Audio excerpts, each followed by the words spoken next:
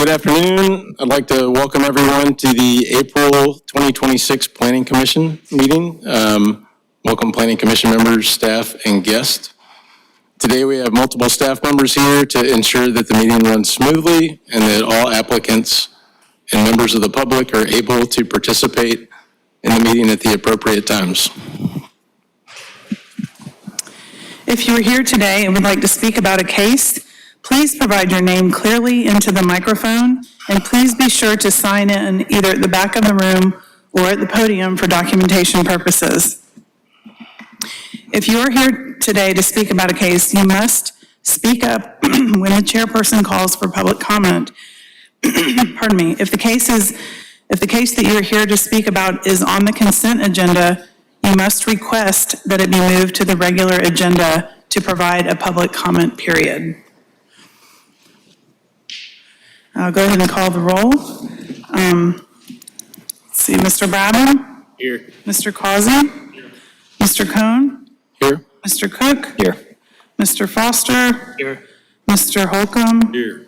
And Mr. Osorio? Here. We have a quorum. Thank you. I'll give a brief overview of the meeting format. Applicants with requests before the Planning Commission are allotted a presentation time of 10 minutes. This time should include, but is not limited to, an overview of the project, case history, and any pertinent meetings held regarding the request. This time also includes all persons presenting information on behalf of the applicant, such as attorneys, engineers, and architects. This time limit does not include any questions asked by the Planning Commission or staff regarding the request. During the public comment period, members of the general public are given the opportunity to address their concerns in intervals of 2 minutes. After the public comment period, applicants will have 2 minutes to respond. The administrator has a timer and will make presenters aware of when their time has expired, and the Planning Commission reserves the right to amend these procedures on a case-by-case basis. And then, are there any changes today to the agenda? There haven't been any changes, although I do think we have one case that we want to pull off consent agenda, so we might need a motion for that. Mr. Chair, I move TA 2026-0003 off of the consent agenda. Second. We have a motion and a second. All those in favor signify by saying aye. Aye. Any opposed? Motion passes. That case will be moved to the regular agenda. And I will note there will be other opportunities to pull things off after we read the consent agenda, but I knew that was coming, so thank you. Thank you. All right, we'll give an overview of the consent agenda. So the Planning Commission uses the consent agenda to approve non-controversial or routine matters by a single motion and vote.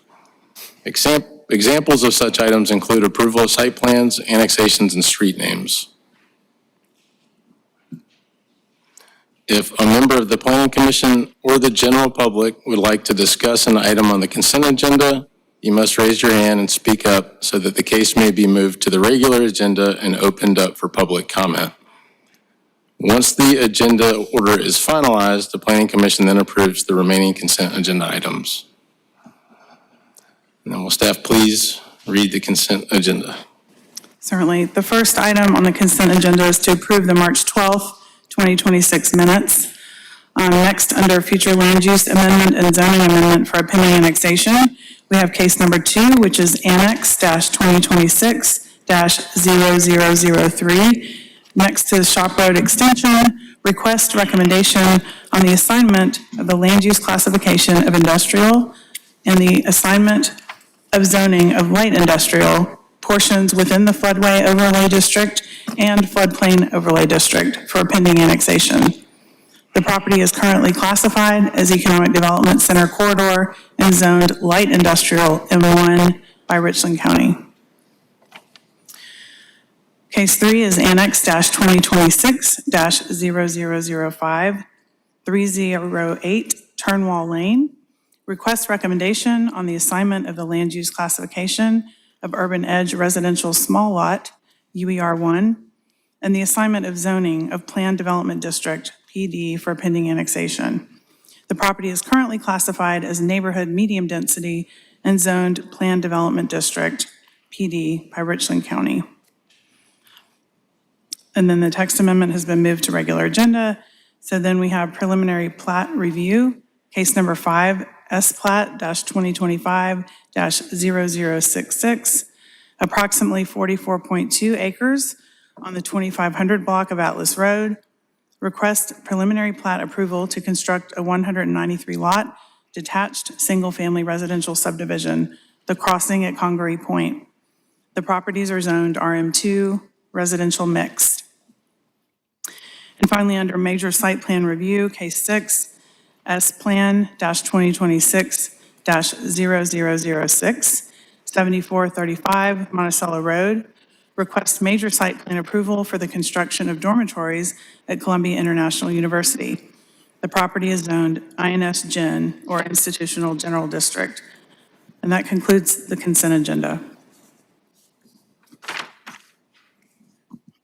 Thank you. Are there any members of the Planning Commission that would like additional cases removed to the regular agenda?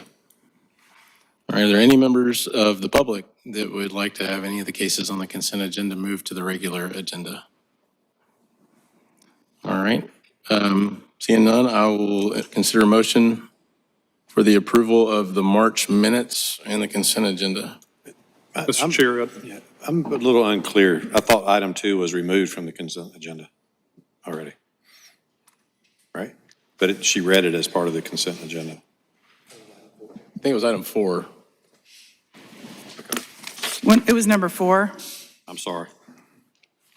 It was the text amendment. Okay, then I need to recuse from the consent agenda. Okay. Can you note that? All right. We will take a motion on the March minutes and the consent agenda for April. Mr. Chair, I move that we approve the April consent agenda, less item number 4, as well as the March 12th, 2026 minutes. Got a motion. We have a second. Second. We got a motion and a second. All those in favor signify by saying aye. Aye. Any opposed? Motion passes. Thank you. All right.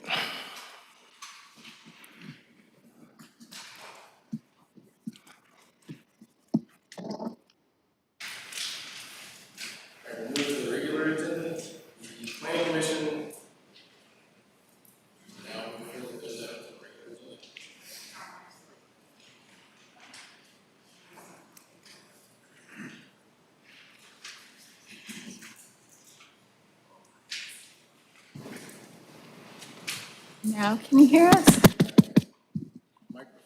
I think it's back. Can you hear us now? It's working, Okay. I think, yeah.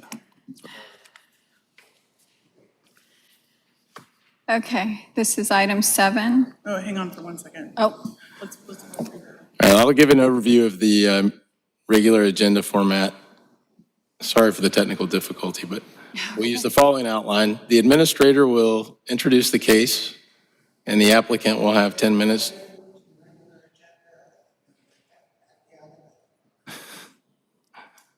All right. The applicant will have 10 minutes to make a presentation, after which the Planning Commission may ask questions, and then we'll open the public comment period for those who are present. After the public comment period, the applicant may have up to 5 minutes to respond to any public comments, and the Planning Commission may ask additional questions of the applicant, after which deliberation and action will be taken by the Planning Commission. So the first item on the regular agenda. This is the one that was pulled off of the consent agenda. Oh, sorry. It'll just take a second.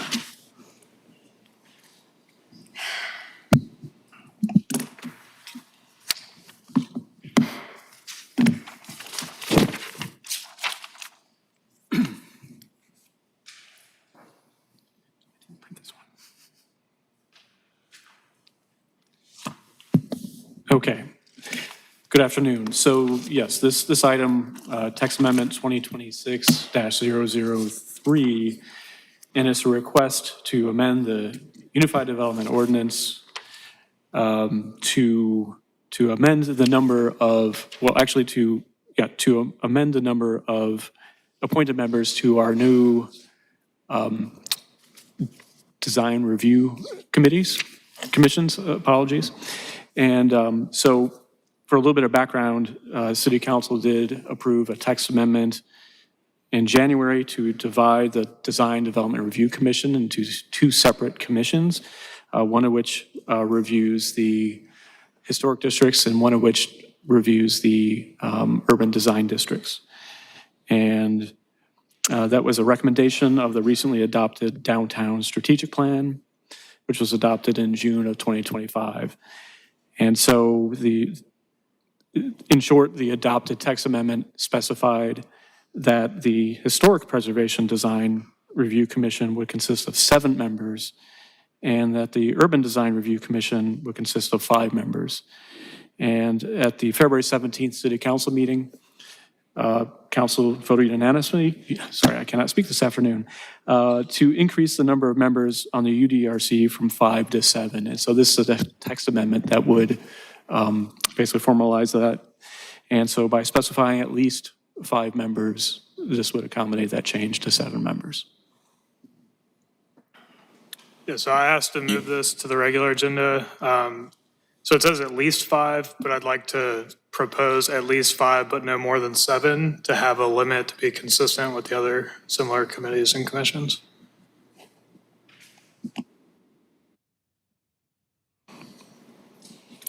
Seems reasonable. Is that the only comment? That was it. Okay. So is it at least 5 or is it like 5? So the language that was in the packet says at least 5. Before the currently proposed amendment, before the text that was presented to you in the packet, it just said 5 members. And so what staff was proposing was at least 5. And I believe Mr. Foster's requested amendment is to say at least 5, but not more than 7. Okay, so currently there's no cap, how it is. Correct. All right, thanks. Any further questions? Does any member of the public have a comment regarding this they'd like to speak to? All right. Seeing none, we'll take a motion. So I'm not sure how to word the motion for it since we revised it, I guess.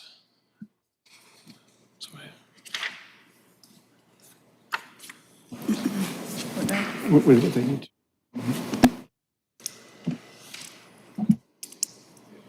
Yeah. I'll take a shot at I'll it. take I can take a stab. Go ahead, Ron. Mr. Chair, I'll make a motion that we approve text amendment TA-2026-0003 with additional comments limiting total membership numbers to 7. We've got a motion Second. and a second. All those in favor signify by saying aye. Aye. Aye. Any opposed? Motion passes. Thank you. Good job.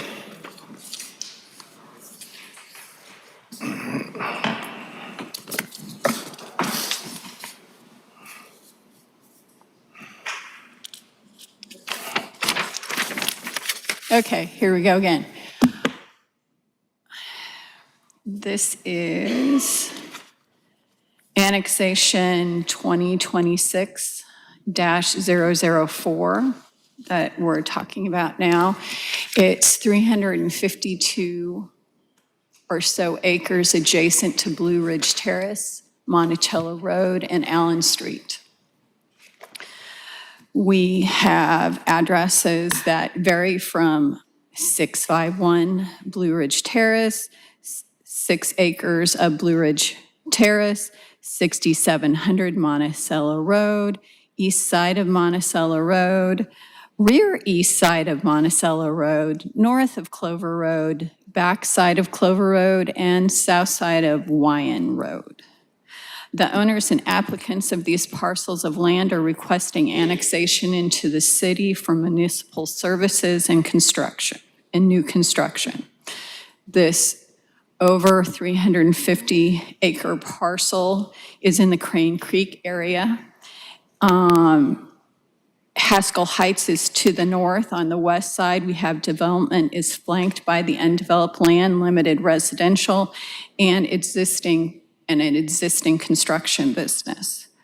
Adjacent to Blue Ridge Terrace and Monticello Road, you'll find a variety of businesses, underdeveloped land, and unlimited residential uses.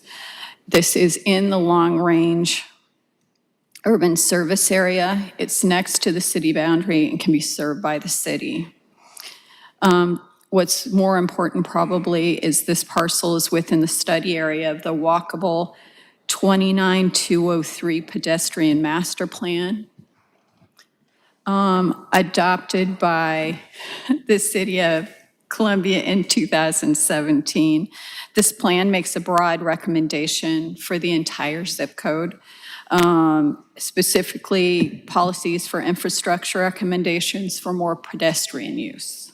The Crane Creek Master Plan was adopted by Richland County in 2010. The plan suggests a mix of future land uses across the subject property. The plan notes that the location is ripe for a mixed-use development. These plans actually help staff determine the classifications of the land use classifications and the zoning of the project. The land is currently classified, current land use classification is neighborhood medium density. The property is currently zoned as planned development, architectural or agricultural, homestead, and Crane Creek by Richland County. The PD was established in 2003. It was mostly industrial and did not, the property remained largely undeveloped since then. Okay, where are we at now? I just wanted to point out that we have portions, if we can move to the zoning, we have portions of the project in the flood plain. You can see that up at the LLR and the TC of the zoning. You'll notice that most of the property is going to be zoned to RM2, which is our residential. We have some GC zoning, which is general commercial down at the south end, right next to Monticello. And we have some MU1 zoning right along Blue Ridge Terrace. Staff finds that the requested land use classifications and zonings for this tract are appropriate in the context of the site and more closely align with the adopted plans than with the current land use or the zoning.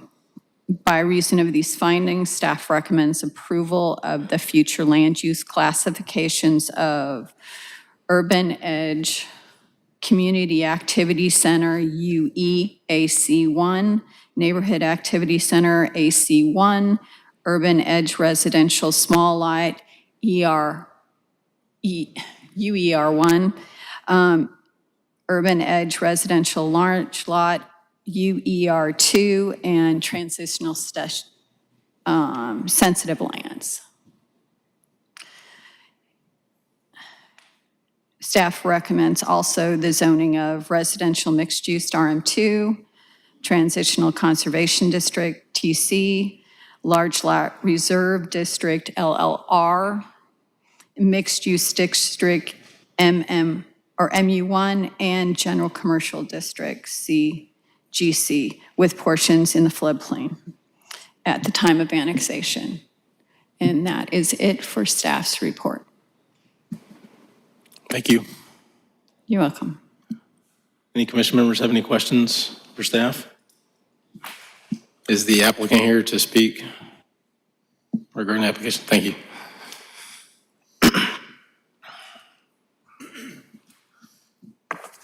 Good afternoon, Kevin Steelman with Land Tech Communities, 522 Lady Street. Really just here to thank you for your time and consideration and just be available to answer any questions that arise. Thank you. We may have some questions in a moment. Thanks. Are there any members of the public that have any comments regarding this application? I feel a lot of excitement in this room today.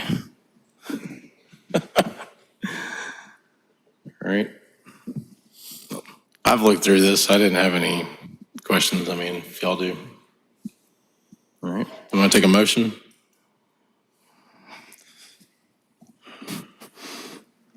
Mr. Chair, I move that we recommend approval of the request to assign the future land use classification of Urban Edge Community Activity Center, Neighborhood Activity Corridor, Urban Edge Residential Small Lot, Urban Edge Residential Large Lot, and the zoning classification of Residential Mixed District, Transitional Conservation District, Large Lot Reserve District, Mixed Use District 1, and General Commercial District for the properties at 651 Blue Ridge Terrace, 6.06, is that good? 6700 Monticello Road. At the time of annexation, as it meets the decision standards outlined in section 17-2.5C in the Unified Development Ordinance. There's a lot in there. We've got a motion. Any discussion? Second. Second, great. All right, motion and a second. All those in favor signify by saying aye. Aye. Any opposed? Motion passes. Thank you. That's a lot in there.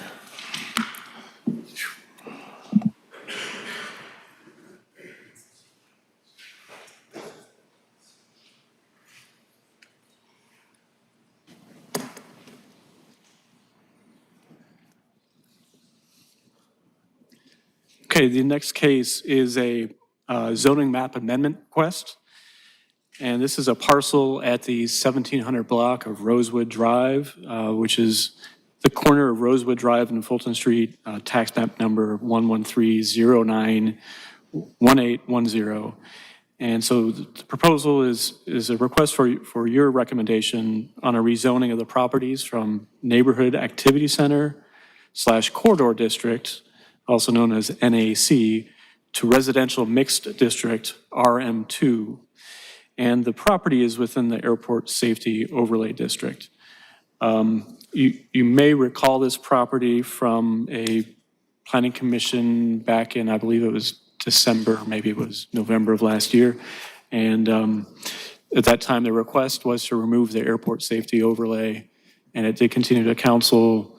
And at public hearing at council, the South Carolina Aeronautics Commission and the airport manager did come out and objected to removing it from the overlay. And they did state they didn't necessarily have an issue with the residential development of the property, but did not want to remove the protections that the overlay contained. And so, that's why the request is before you. And just to go briefly into the staff recommendation. So, as a reminder,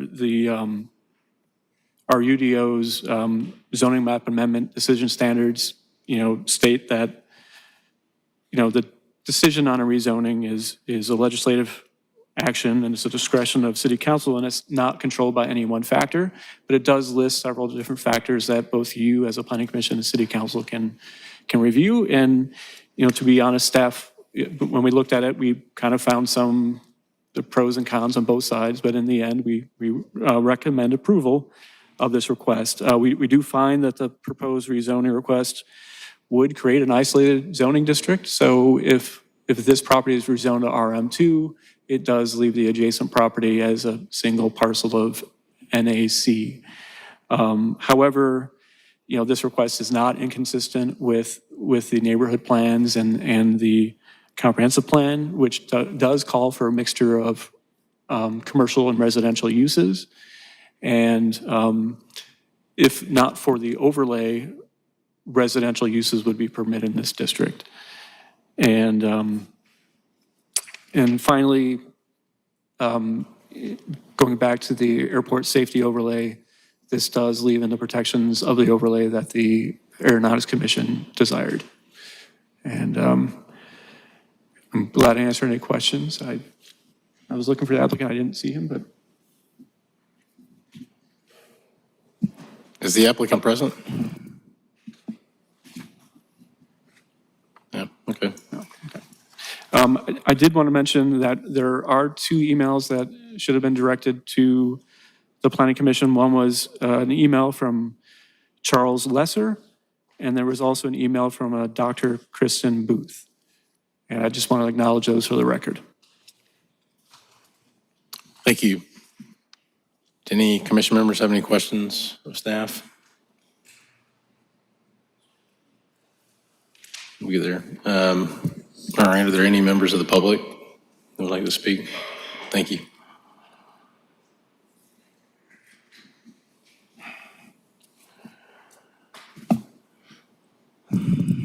I will be brief. There are 3 of us from the neighborhood who wish to get your attention. I have lived at 309 Fulton Street for 45 years. Do you mind telling us your name, please? Charles H. Lesser. I'm sorry, I forgot. Fulton Street is entirely residential, as is Pinewood, and both of them are very narrow streets with no sidewalks. And the lot in question is most of it opposite a planting median in Rosewood. So depending on where the entrance or exit to this development of rental housing is, they would not be able to go to the east on Rosewood without doing a U-turn at the end of that planting median. If they would go, otherwise they would have to go through the neighborhood, and the neighborhood has very narrow streets and no sidewalks. We therefore, on Fulton Street, think that if it is developed, the entrance and exit needs to be beyond where the planting median is on Rosewood. And we believe there must be fully adequate parking in the development. And one of the other speakers will talk to that. We do not have room in our neighborhood for parking. I do not go out Fulton ever. I always go the other direction because it's just too dangerous to go out on Rosewood. And when I go up Fulton to Pinewood and turn right, I have to be very careful because my neighbors park on both sides of the street and there's only room just barely for one car to get through. I then go up as far as South Edisto and go out to Rosewood where there is a traffic light and it is much easier to go in either direction and safer. But if there is not adequate parking in this development and if the entrance and exit is not further on down away from where the planting median is, it's going to make it very undesirable for student rentals or whatever, because they won't be able to go east without going through our neighborhood or making a dangerous U-turn. I think that's about my comments. Thank you. Thank you. Yes, sir.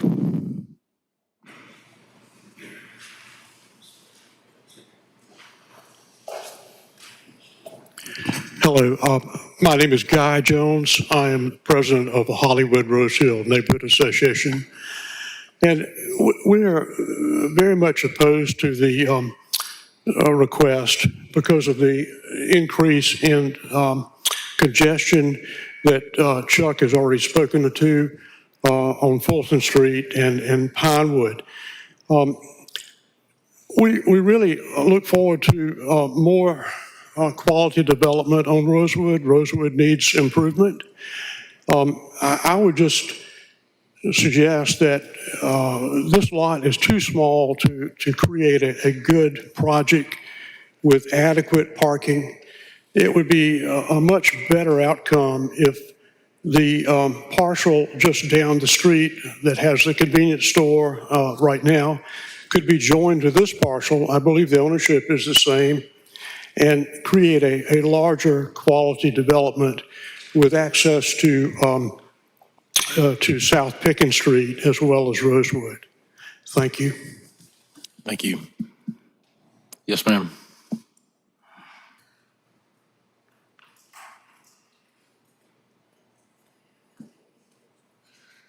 Good afternoon. Dr. Kristen Booth sent the email with some videos so that you can see what it's like driving through our neighborhood during low congestion time periods because most people were at work at those times. And my lot is the one directly adjacent to the parcel in question. As you can tell, I have a very young family with 2 more on the way, so I'm glad I could make it. And this particular lot has some concerns with respect to my lot.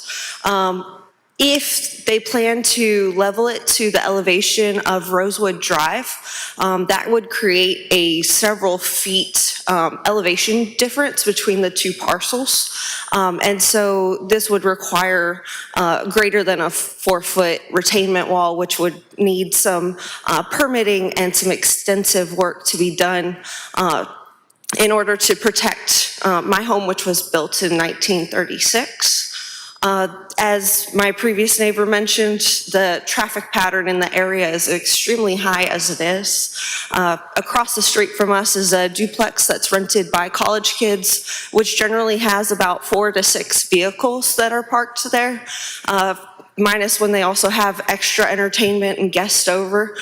So it's a very busy street and it's only a single block, which does create some tendencies for some congestion, and I even sometimes quite regularly have difficulty getting out of my own driveway. The other points that I wanted to call out here is when we have recycling waste or yard waste management come to visit, it's very difficult for those vehicles to make it through this road as it is. And sometimes our yard waste does just get left because of the size of the vehicles needed, and they just can't get down our street. So we've had to make some adjustments to that, which I also put a video in there for as well. The adequate parking is extremely key. It's a very small lot, and I think I heard that there should be about 6 apartments. Are they 2-bedroom, 1-bedroom? We don't have enough information at this time, and so we would really need to have at least 2 parking spaces at a minimum per apartment, especially if they're college-based. So then I would recommend even towards the number of bedrooms to accommodate that parking. Thank you. Thank you. Are there any other members of the public? I've got a question for staff. So on the site here, can they subdivide that lot after it's rezoned? Yes, subject to the requirements of the district, yeah. So the RM2 district allows a lot as small as 3,000 square feet. And the density requirement is 17.2 units per acre. A back up a napkin calculation that would net them about 5 units, but it would just be subject to parking. For multifamily, you're required to have 1.75 per dwelling unit. Of course, rounded to the, rounded up to the whole number. If they're individual homes, then, on a subdivided lots, then it's 2 spaces per unit. I will mention that I know there was a question about driveway and access. Any development on the site would not rise to the level that would require review by the Planning Commission as a major site plan. There are neighborhood compatibility requirements and also landscape requirements that would need to be met. And one of the neighborhood compatibility requirements is that the driveway be at least 15 feet from the adjacent residential property. Now, that doesn't dictate that it can't be on the side street, but that is a consideration. So there's not an instance in either zoning that they would have a density that would require them to come back. The only thing that would require them to come before a To the board. planning commission, I'm sorry. Yeah, For the only site thing that would plan. require them to come before a board or a commission would be if they were requesting a variance from a standard of our neighborhood compatibility or parking or landscaping or what have you. Okay. But one of the things I also did want to mention is that the airport overlay does have a very strict height limit of 35 feet, whereas the base zoning district, I believe is, sorry, currently NAC, it's 50, although it would be reduced by proximity to the neighborhood. 40 feet would be the standard in RM2, but in this case, again, it would be a hard limit of 35 feet. And so the current zoning and the proposed zoning would both allow pretty similar residential uses, but the difference is they want it to be a residential base zoning so that they can build residential units in the overlay for the airport. Right, right. If this was not inside the overlay, they would be able to build residential, but because of the airport overlay, they're not allowed to build residential in a non-residential district. I know a big concern is the density. What's the difference in, I guess, density between the current zoning and the residential one? If this was, again, not in the airport overlay, there would not be a prescribed density. It would be limited by setbacks, height, et cetera. There's also not a parking requirement in the current district. So you could say that the proposed zoning is more restrictive without the overlay, obviously. Yes, without consideration, the overlay, RM2 does have more restrictions on what can be developed on the site. Thanks. All right. And rezoning would also take away some of the opportunities for more commercial type developments, right? Yeah, right. So it is a residential mixed district. It's not a mixed use district that would allow both commercial and residential. So any quasi-commercial uses would be things that would be special exceptions. So for example, the church or something like that in a residential district. So as it's currently zoned, that lot can only really be used for commercial purposes. If it's Correct. goes to RM2, it's going to be, maybe back of the napkin, like you were just saying, like 5 or 6 units. Well, based off of, it appears to be about 14,000 square feet. That comes out to 5.5, but you're not allowed to go up.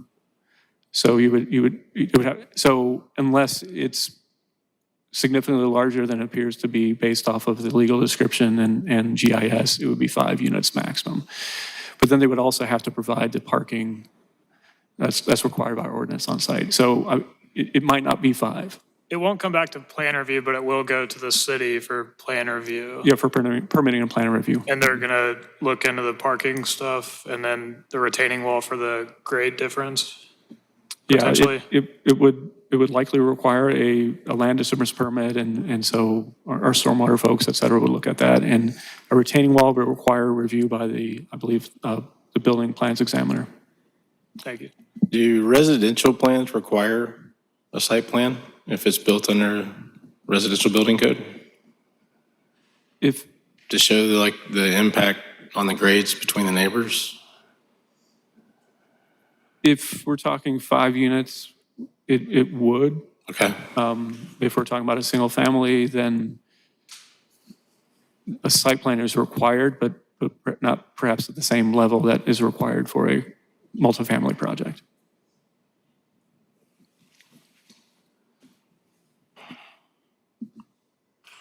All right. Yeah, the applicant's not here. right. Does anyone have any questions, further questions of staff?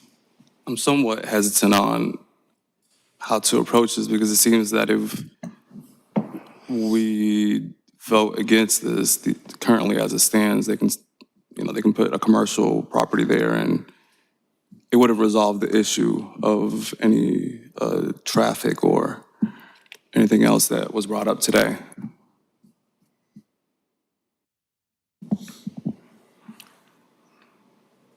I would maybe even go so far to say it'd be hard to put a commercial project on that with setbacks and parking requirements. All right, well, no further comments. Take a motion. I'll put a motion out there.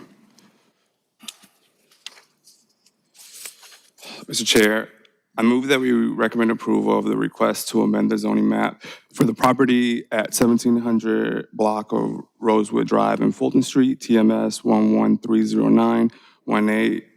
11309-18-10, to residential mix district RM2 as it meets the decision standards outlined in section 17-2.5C in the Unified Development Ordinance. Thank you. Got a motion? Can I get a second? Second. Any discussion? All right, all those in favor signify by saying aye. Aye. Aye. Any opposed? No. All right, can we do a roll call? Certainly. Mr. Brabham? Yes. Mr. Causey? Mr. Cook? Yes. Mr. Foster? Yes. Mr. Holcomb? No. Mr. Osorio? Yes. And Mr. Cohn? Yes. Motion passes.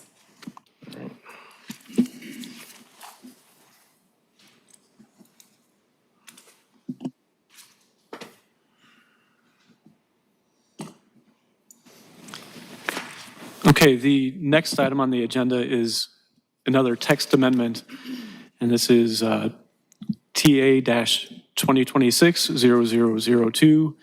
And this is a request for a recommendation to amend the Unified Development Ordinance, specifically Article 7, nonconformities, Section 17-7.2, nonconforming uses. And this is to allow the reestablishment of nonconforming, non-depository personal credit institutions on the same parcel, subject to conditions.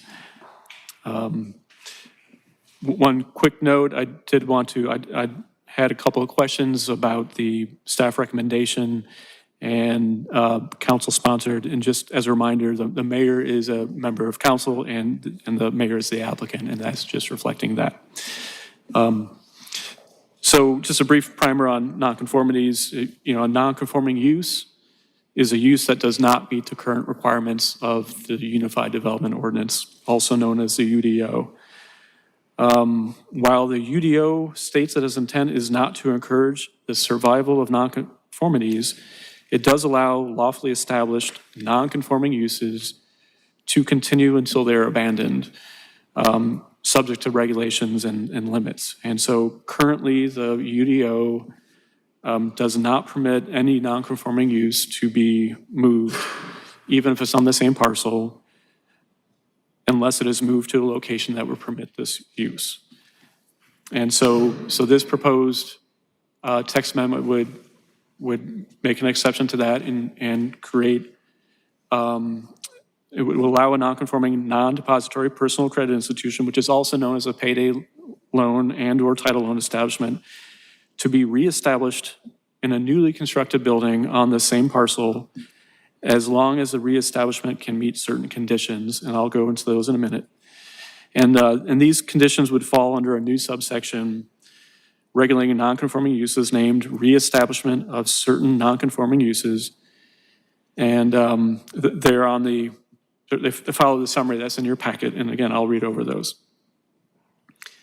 And so those conditions, it reads that notwithstanding any provision to the contrary, a nonconforming, non-depository personal credit institution use may be reestablished in a newly constructed building on the same parcel subject to all of the following conditions.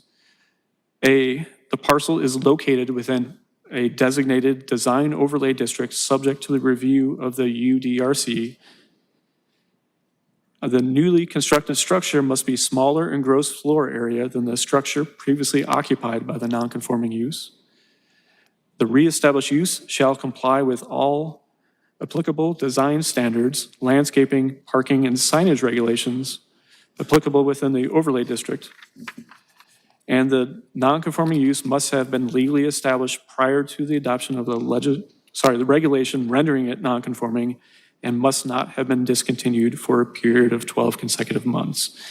Now, the last two on the list are pretty much for clarity. They would apply in general, but obviously the first two, the requirement to be within a design overlay district and to be in a smaller structure are very specific to this use. And I'm glad to answer any questions you may have. Go ahead. All right, so my apologies, but I've got a couple of issues with this. For starters, why?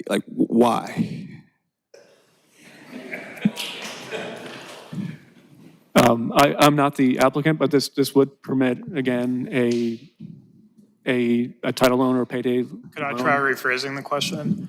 Well, Did council provide any background as to why they were requesting this text amendment?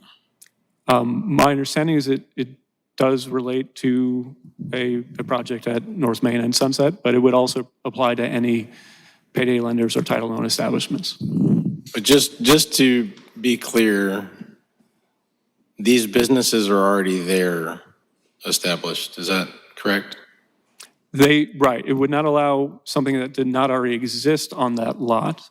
So if they wanted, they could continue to stay in perpetuity. This is just in the event they want to build a new building or make it different and have to close for that period. They don't forfeit their ability to come back. That's correct. Okay. but if these buildings were already there, doesn't B1 already address that?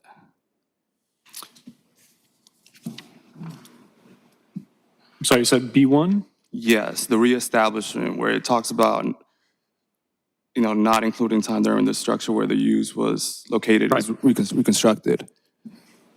Sure. So again, it's not allowed to be moved.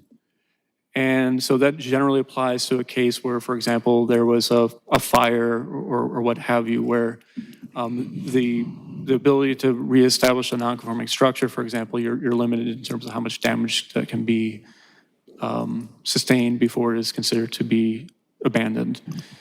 Why wouldn't we just do that uniformly? Why would we just limit it to this type of institution? That's not a question I have an Are we answer to. exposing ourselves to any liability for, another type of business with a non-conforming use and then come to us and ask for their non-conforming use to be reestablished as well? Well, again, so in terms of my role as a zoning administrator, I would look at how the ordinance states what can be established and what cannot be reestablished.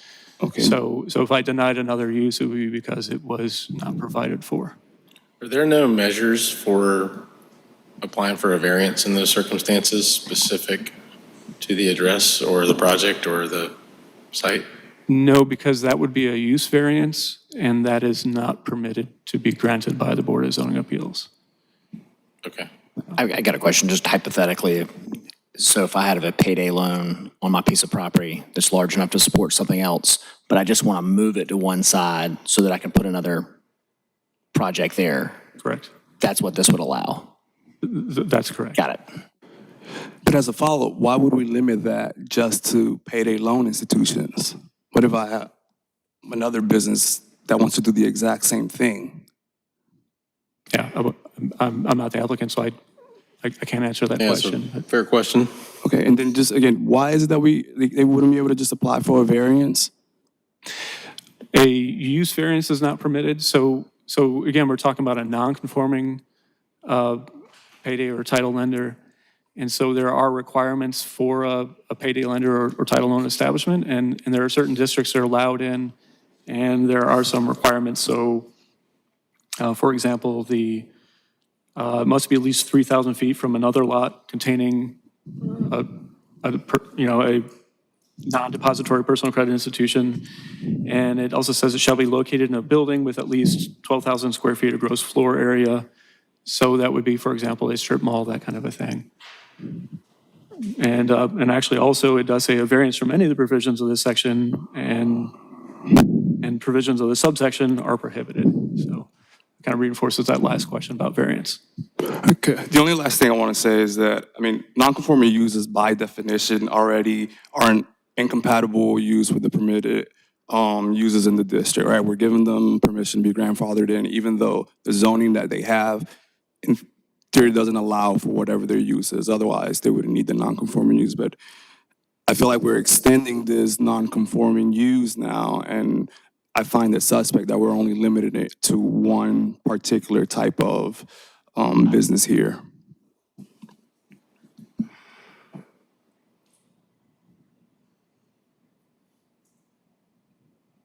I don't disagree, but if you have an existing business, it's not conforming, the same might apply, but are there, just to kind of move this along and see if any other comments percolate through this, are there any members of the public that would like to speak regarding this application? Thank you. Might provide some more context. Good afternoon, Planning Commission members. My name is Meg Southern Sims. I live at 3118 Gadsden Street in Earlwood, and I serve as the president of the Earlwood Community Citizens Organization, otherwise known as ECHO.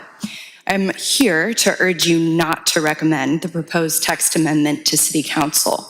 While text amendments can seem abstract with hypothetical impacts at indeterminate points in the future, this one will have immediate negative impacts on Earlwood and the surrounding neighborhoods, which include Hyatt Park, Keenan Terrace, Cottontown, and Seminary Ridge. If approved, it would allow the existing auto money title loan business at North Main and Sunset to relocate elsewhere on the same parcel, making way for a new 16-pump Murphy's gas station and convenience store. This directly contradicts earlier representations made by the Murphy's applicant to BOZA and DDRC, which indicated that the title loan business would be removed from the site altogether. Instead, this text amendment would allow both uses to remain, intensifying an already problematic development. There are several major concerns with this proposal.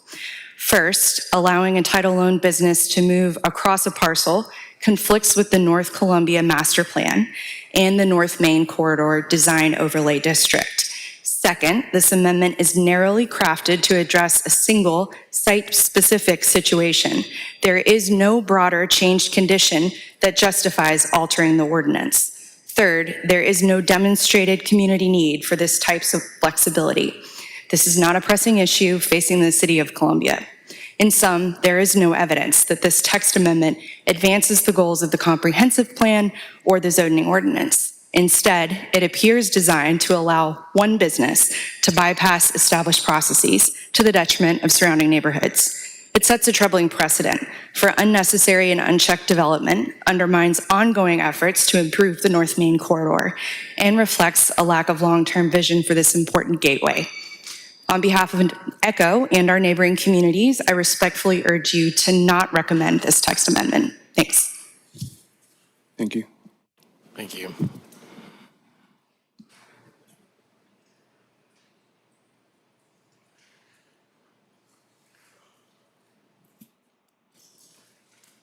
Good afternoon. I'm Denise Wellman. I live in and serve on the board of the neighborhood that is just south of the intersection of North Main and Sunset. In the interest of saving your time, I felt like Meg did a great job of covering the points that I was going to cover, but I want to come back to a point that I think Mr. Osorio addressed. Your recommendation could set a really dangerous precedent. One that would allow any other wealthy developer to come into our town and promise to build a shiny new facility for any existing title loan company in our city. I wonder if we would consider similar actions for a vape or a smoke shop or a sexually oriented business that was next to our homes, our churches, our schools, our daycares, or our parks. These ordinances were put in place with well-thought-out justification, and we ask that you don't deny the city residents the opportunity to have the protection that these ordinances allow. Cottontown is not in favor of this text amendment, and we too ask that you not approve this text amendment. Thank you. Thank you.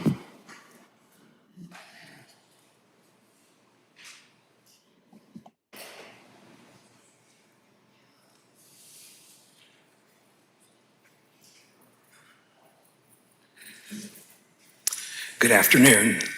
My name is Robert Petroulis. I am the president of the Hyatt Park Keenan Terrace Neighborhood Association, and I live in the Keenan Terrace neighborhood, actually about 4 or 5 blocks from the proposed gas station and convenience store. I think before we get started, I'd just like to ask, those of you who are here to oppose the text amendment, could you stand and just be, so we have quite a bit of support for our position. The master plan for North Columbia was developed a number of years ago. It envisioned walkability, retail, restaurants, an urban feel in a kind of pedestrian context. This text amendment is not going to further that purpose. And so we believe that it's time to kind of put our feet down and say, you know, the kind of development that was envisioned in the master plan is what we want. And this does not further that vision. So my question is, you know, when do we stop saying, well, we'll let you build another convenience store or whatever, just this once, and start to say, no, we want to bring the kind of the kind of development that was envisioned in the original plan to this area.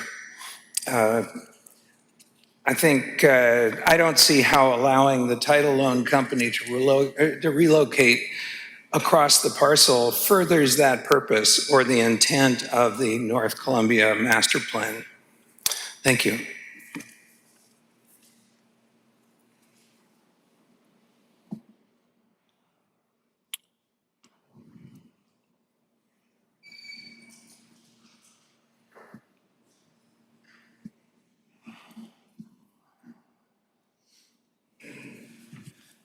Good afternoon.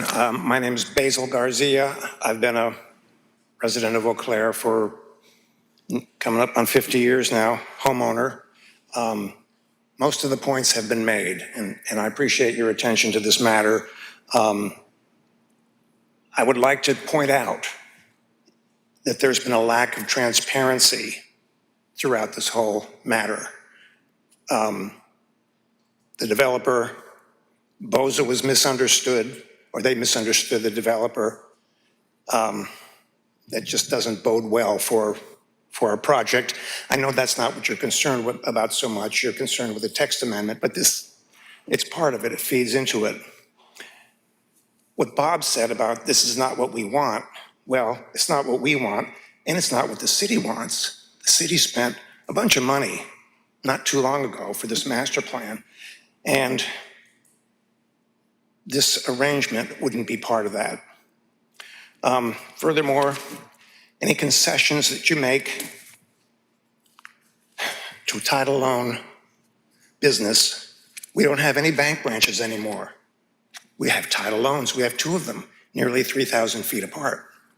Any concessions you make to them, it's usurious. They're taking advantage of people.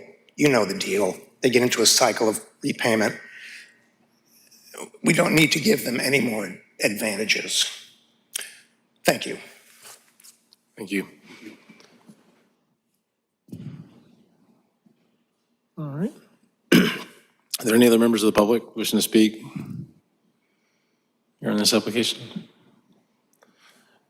So I've got just a general question. I mean, to Mr. Sorio's point, it seems a little, I understand the position of letting a business stay if you were going to move it and all, but it just seems a little concerning, and maybe we could clarify this better. I don't know. Mr. Chair, one thing, I know this is a text amendment change, but it is especially, I can't remember if it was last month or the month before about the, and I voted in favor of that gas station project in no small part because it replaced an existing check cashing business. And, you know, that sort of bothers me a little bit that it's two bites of the apple kind of deal. And I'd be inclined to not support the text amendment. Mr. Chair, I guess one of my concerns is, you know, there's seems to be opposition to this, and even if the Planning Commission decided to recommend denying the text amendment, it was council-sponsored, so they could very well go ahead and push it through anyways, like with the short-term rental thing. So I guess I would just say if anybody has opposition and it does go to City Council, I'd encourage you to speak up there too. Yeah, no, that's a good point. I think even if we have a motion to not approve this that's voted on and approved, it would still go to council. Isn't that correct? That is correct.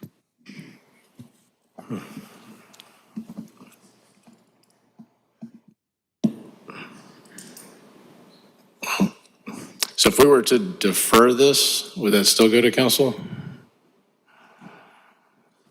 Yes. Okay. Any further comments on the commission members? Yeah, I think I agree with some of the public input and what Mr. Osorio said earlier. It just seems really specific, like, and I'm having a hard time understanding, you know, the case summary from staff says the intent of the UDO is not to encourage the survival of a nonconformity. I mean, this is exactly what this is doing, so it doesn't make sense to me. Thank you. I would put out, just clarify, this isn't specific to what the public was speaking to as it's written. It would apply to any non-depository personal credit institution that met those conditions. I think the language that makes it specific to the Murphy gas station thing is that it has to be located in a design overlay district, like the North Main corridor. So that's kind of what points to that coincidence. All right.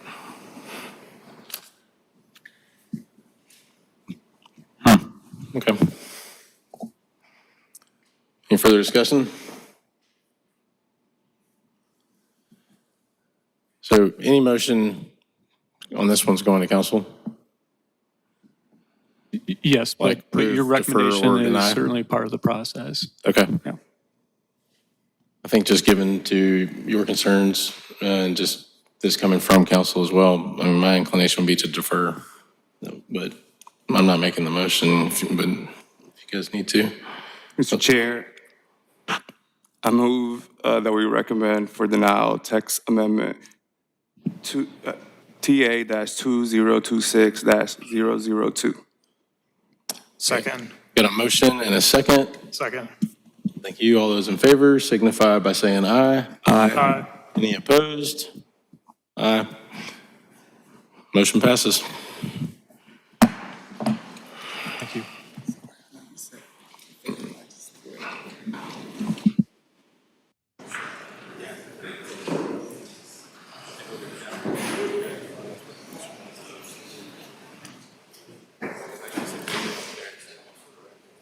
It's gonna be a long day. Yeah, I mean, that's why.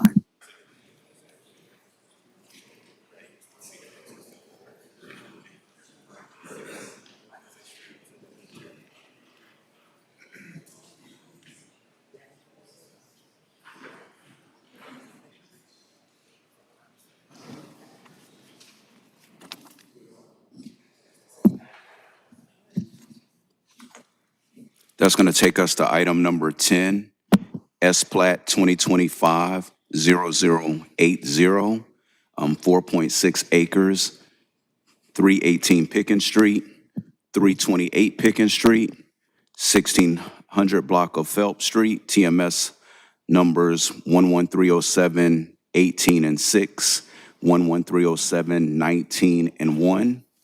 This application was scheduled for the January 8th, 2026 Planning Commission meeting, but the applicant decided to defer their request to meet with the Wheeler Hill Neighborhood Association as requested by the president of the association.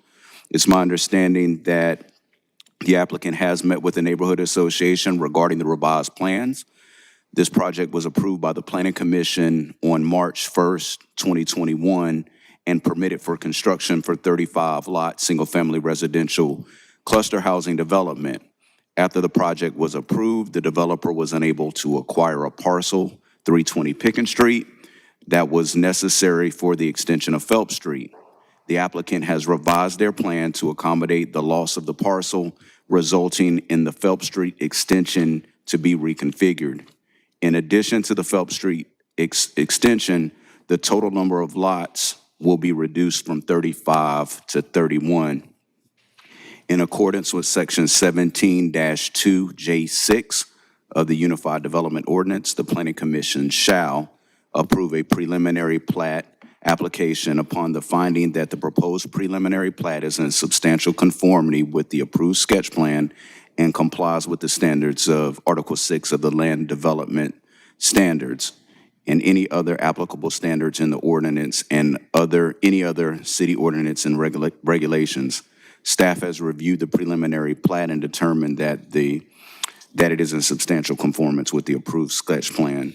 And should the commission be inclined to grant approval of the preliminary plat, staff would request that the commission grant approval subject to the staff comments outlined in the case summary. And I believe the applicant is present and can go further into their case. Thank you. Is the applicant here? Mr. Chair, I'll be recusing from this case. All right, thank you. Hello, Mr. Chairman and Commissioners. Appreciate your time tonight. I think a brief history of how the project started and how we got where we are might be helpful to everyone. In 2020, we purchased. You'd be able to turn the mic just a little bit. Is that better? Can you hear me now? Yeah, a little better. Thank you. We purchased the property from the University Development Foundation. They had owned different pieces and parcels for, gosh, probably some of them 30 years, with the idea that we would work with the neighborhood and develop something that's similar and modern day add-on to the existing Wheeler Hill neighborhood. In those early meetings with the neighbors, it was determined that the church that's on the property was kind of landlocked, and they might grow one day and they might need some additional parcels. So the community got together and we worked and discounted lots. The community raised some money and we're able to get the church 2 lots at a significant discount. And now they have room to grow in the future. And I think that was a cooperative effort from everybody involved. There's a neighbor who had been in the neighborhood forever, Mr. Addison. This 320 Pickens Street, you'll hear about a lot, is one parcel that was kind of the key to phase 2. When we went through zoning, we had that parcel committed to with him as the rightful owner and heir. As we went further through the title search, et cetera, we determined that he may not be the rightful heir or the decision maker. So that group of heirs and Mr. Addison got attorneys. They went through a 2-year process trying to figure out the hierarchy of the heirs. We stayed in contact with their attorney through our attorney. Once they felt like they had it settled and could get a clean title, we approached them and made them an offer and didn't get a response. So we kept hoping that over time we'd be able to get there. The project was delayed a little bit. Phase 2 was delayed, but we were active in phase 1. So we decided after a year and a half after that we just cut it down to 4 less lots and move on. And that required a new site plan, which is by and large the same layout and configuration with the exception of some geometry that was interrupted by this 320 Pickens Street parcel. we were coming before, we delayed in January. We met with the homeowner association, had a good meeting. Then we had another delay because a couple of the heirs that we had not talked to popped up. So we were saying maybe we could, ultimately get this property and do the original plan as was designed. And over the last several days, we haven't been able to continue those talks. So we were on this agenda. So we're here today with hopefully a reduction of 4 lots, and we can move forward. That's really the way to get the project finished. In development of the project, several things have come up with the neighborhood. To be fair, we've probably done a poor job with some things. There's some things that we're looked to be responsible for that we really don't have any control over. We're developing lots in this particular neighborhood. We control the houses, how they're built, the square footage, the colors, those type things. But we really don't control how the house lives. And there's been some folks buy the house for their children who are students. There have been others. So there's been a lot of students, and potentially there's been people in the houses more than the prescribed number under the city ordinance. We don't control that, just like somebody who had a house in the older section of Wheeler Hill, if somebody decided to rent it to more people, the original developer of Wheeler Hill wouldn't have a control of that. That's really a code enforcement issue at the City of Columbia. However, as part of the compromise to do this last phase, we've included that language in this agreement, even though it's an ordinance in the City of Columbia. We included it in this package so everybody would know that it's on paper. So other than that, I think the only other requests that we've maintained in our early conversations, they did not want this road to connect to Pickens Street. We haven't changed anything there. We're not connecting to Pickens Street. Like I said, some of the geometry has been modified for fire egress, turnaround, and safety as best we could. We committed early on to put a low wall sign on Pickens Street for Wheeler Hill. We're still committed to do that. So that's really where we are. So in deference to your time, if you have some questions, I'm glad to answer. So this site plan originally, you had up to 36 lots, worked out 2 to the church, went to 34. Right. And now, and just been tied up in an heirs property. Okay. Do we have the original plan?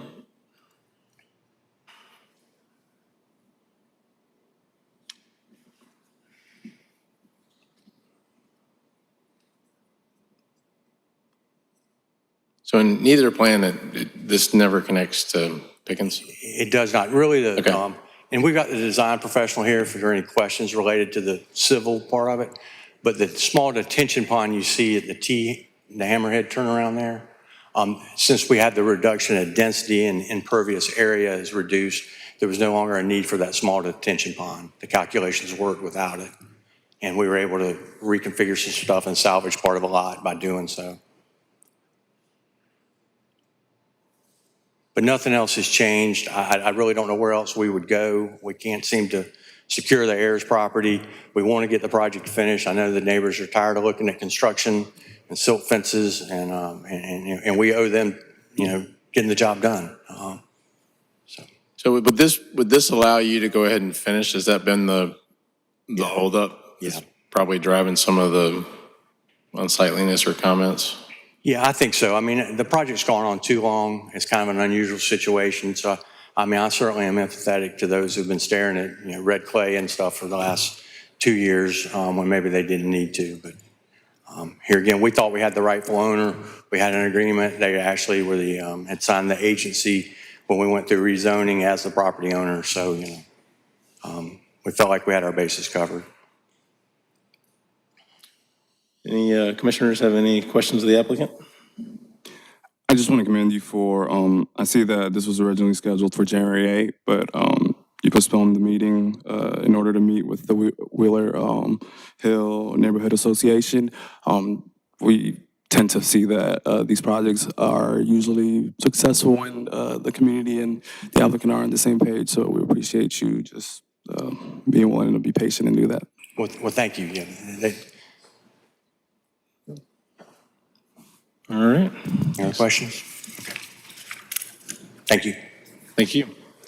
Members of the public who'd like to comment? Mr. Cohn, I'm Jim Daniel. I'm president of the Wheeler Hill Neighborhood Association.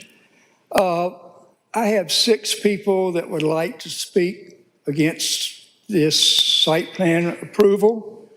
I have 10 items from neighbors consenting to give me their 2 minutes. Our preference would be to go ahead and just give us 25 minutes at the most to go through this in depth. Let's go with the allocated time, and if we need to kind of extend, we'll do it on a case by case. Well, I mean, I've already got 10 people giving me 20 minutes right there. Well, they need to speak for themselves if they wish to speak. No, I have emails from them giving me their time to use for this presentation. We're not going to do this meeting that way. But if you want to that's go what ahead and just go through it, we'll listen to the points. Okay, well, let me start off then. All right. Let me give you a little history of Wheeler Hill. Wheeler Hill was founded in 1870 by Dr. Wheeler, who came down from Ohio after the Civil War. He purchased considerable property in Columbia. He left in the 80s when Wade Hampton took over. He deeded land to a St. James AME, which is still there 150 years later. It became a self-enclosed minority neighborhood with churches, stores, and other businesses. In the 1960s, this property became a derelict neighborhood and was part of the city's urban renewal project in the 1960s. After that happened, the university started purchasing properties in the neighborhood, eventually acquired enough to go out for a new zoning, which was PUD R, which was allowed at that point in time, and they developed the upper part of Wheeler Hill into homes. That project has now been completed, and now we're looking at the lower part, which is Wheeler Hill 2. We had a Zoom meeting in February of 2021 where Mr. Tuttle presented his plans. I would now like to turn it over to Jenny Gross, who's going to go over what he told us he was going to do. Thank you. Thank you.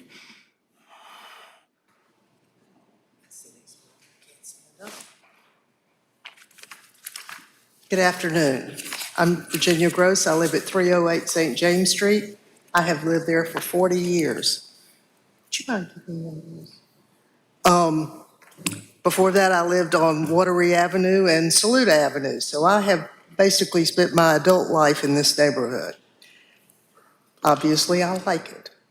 I was a part of the development of Wheeler Hill to protect it basically for the African Americans who had owner homes there and were being destroyed by the university.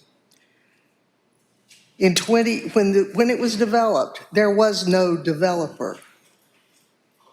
The city was instrumental in making this happen.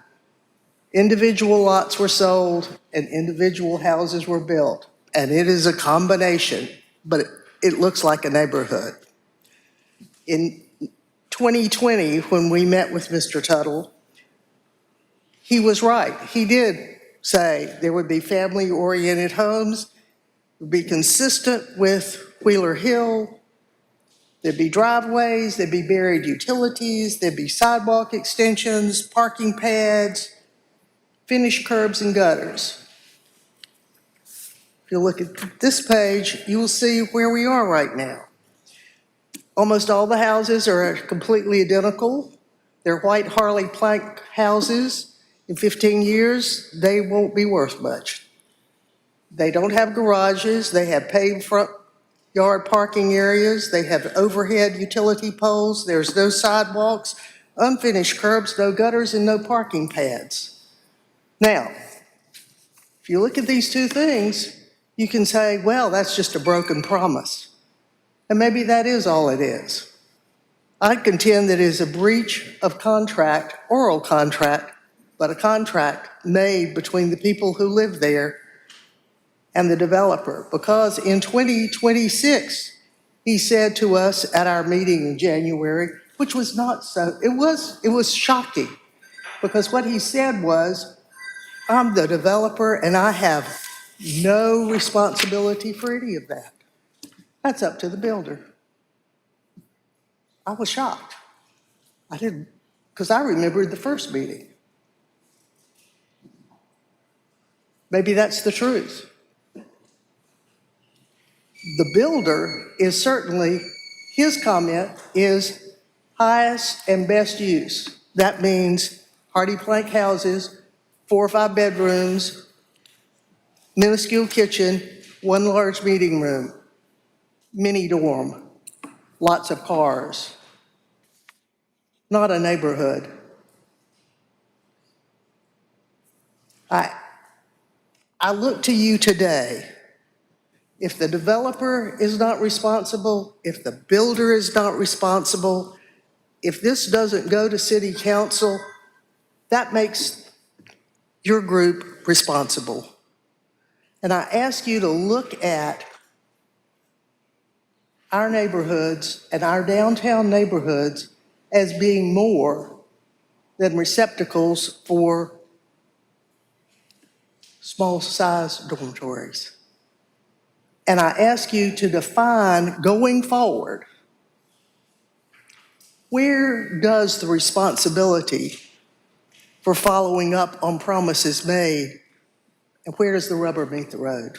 Thank you very much. Thank you.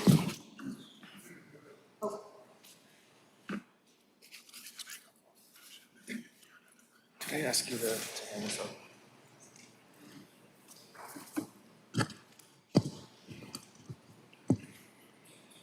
I'm not used to being on this side of the podium.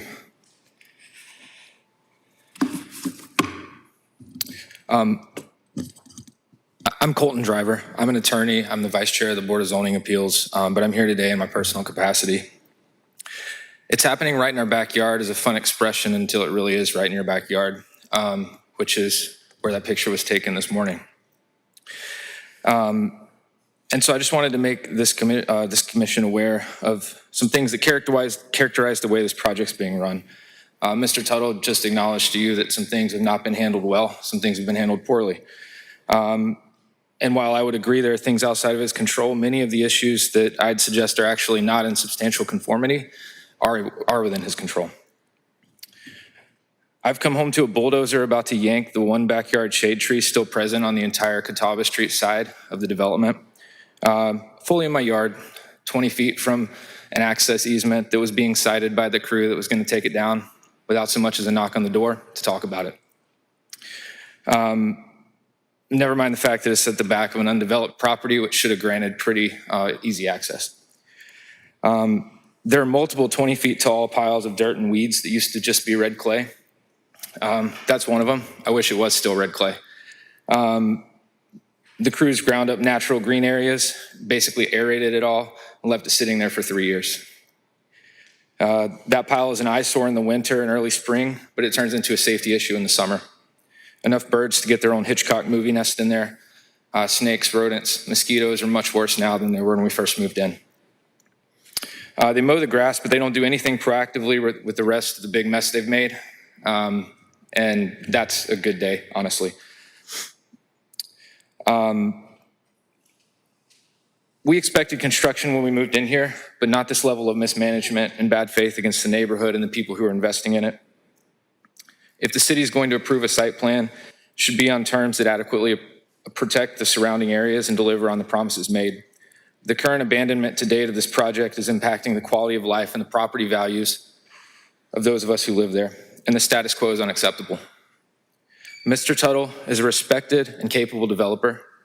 He didn't abandon or make a mess of the area around his own residence when he did a really great job there. The city should hold him to a standard of not making a mess of other people's backyards either. Thank you.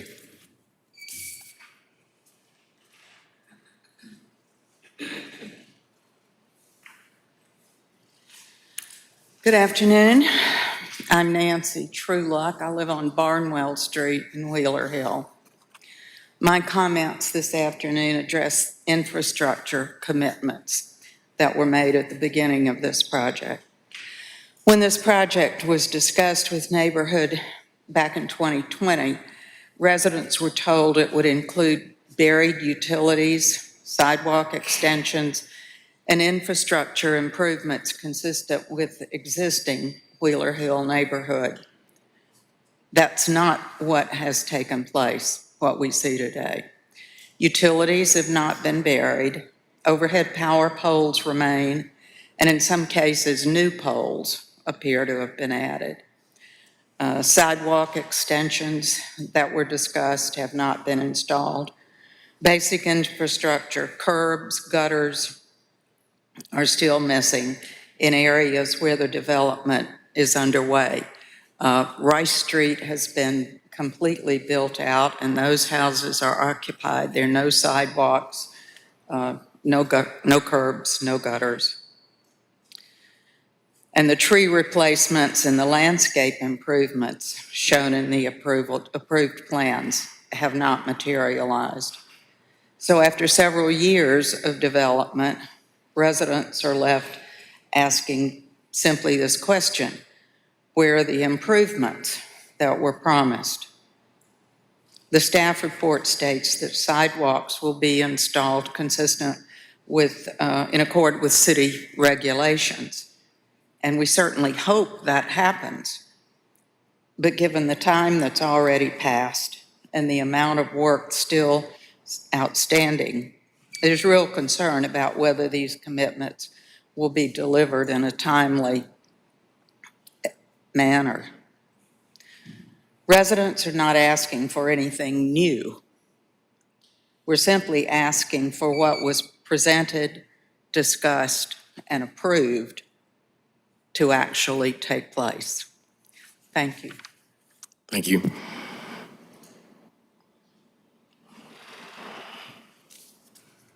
Good afternoon. My name is Leslie Gore, and I live at 1701 Catawba here in Wheeler Hill. My comments will focus on development design and its impact on parking. When this project was first introduced, residents were told it would be a development of family-oriented homes designed to fit the character of our neighborhood. What we're seeing built today does not reflect that. These homes are being designed with more bedrooms and bathrooms, while kitchens and shared living spaces are reduced. That is not how you design a home for a traditional family. That is how you design a home for high occupancy rental. We've been told the developer can't control who buys or rents these homes, and that's true. But they absolutely control how these homes are designed, and design determines who they attract. You may not control who shows up, but when homes are designed for student occupancy, that's exactly who they attract. The developer, during a meeting in which I was present in 2024, argued that there are already homes in the neighborhood with 5 or more bedrooms, and that's true. But those homes were designed for family living. They include garages, driveways, and dedicated on-property and off-street parking to support that use. That is fundamentally different from what's being built here. This isn't about the number of bedrooms, it's about how the home is designed to function. And when you increase bedroom count while reducing common space, you are designing for a different type of occupancy. We're not speculating here, this is already happening. A majority of the newly built homes are currently occupied by student renters, and residents are experiencing the impacts, especially increased parking pressure on surrounding streets. These issues have been reported to the city, but enforcement is difficult. The burden falls on neighbors, and when one group of renters leave, another arrives, and the cycle continues. City regulations allow up to 3 unrelated individuals per home, and that's offered by this developer as a safeguard. But in reality, it just shifts the burden. The developer builds it, moves on, and enforcement becomes the city's job and the neighbor's job, and we are the ones left dealing with the consequences. And parking has been a concern from the very beginning. This development includes 31 homes, each with just 2 dedicated parking spaces, the maximum being provided in practice. Unless, of course, you count the homes where entire front yards are being paved over to accommodate multiple vehicles. That's not proper planning. That's against local ordinance and a workaround, and it's already happening on Rice Street. The next area for development will be Phelps Street, which, as you know, is a dead end with a hammerhead turnaround. That was not accidental. It was intentionally designed to prevent cut-through traffic and preserve the character of the neighborhood. We anticipate the developer's argument, which has been posed before, today even, that this was the neighborhood's idea, and therefore the resulting constraints are ours to accept.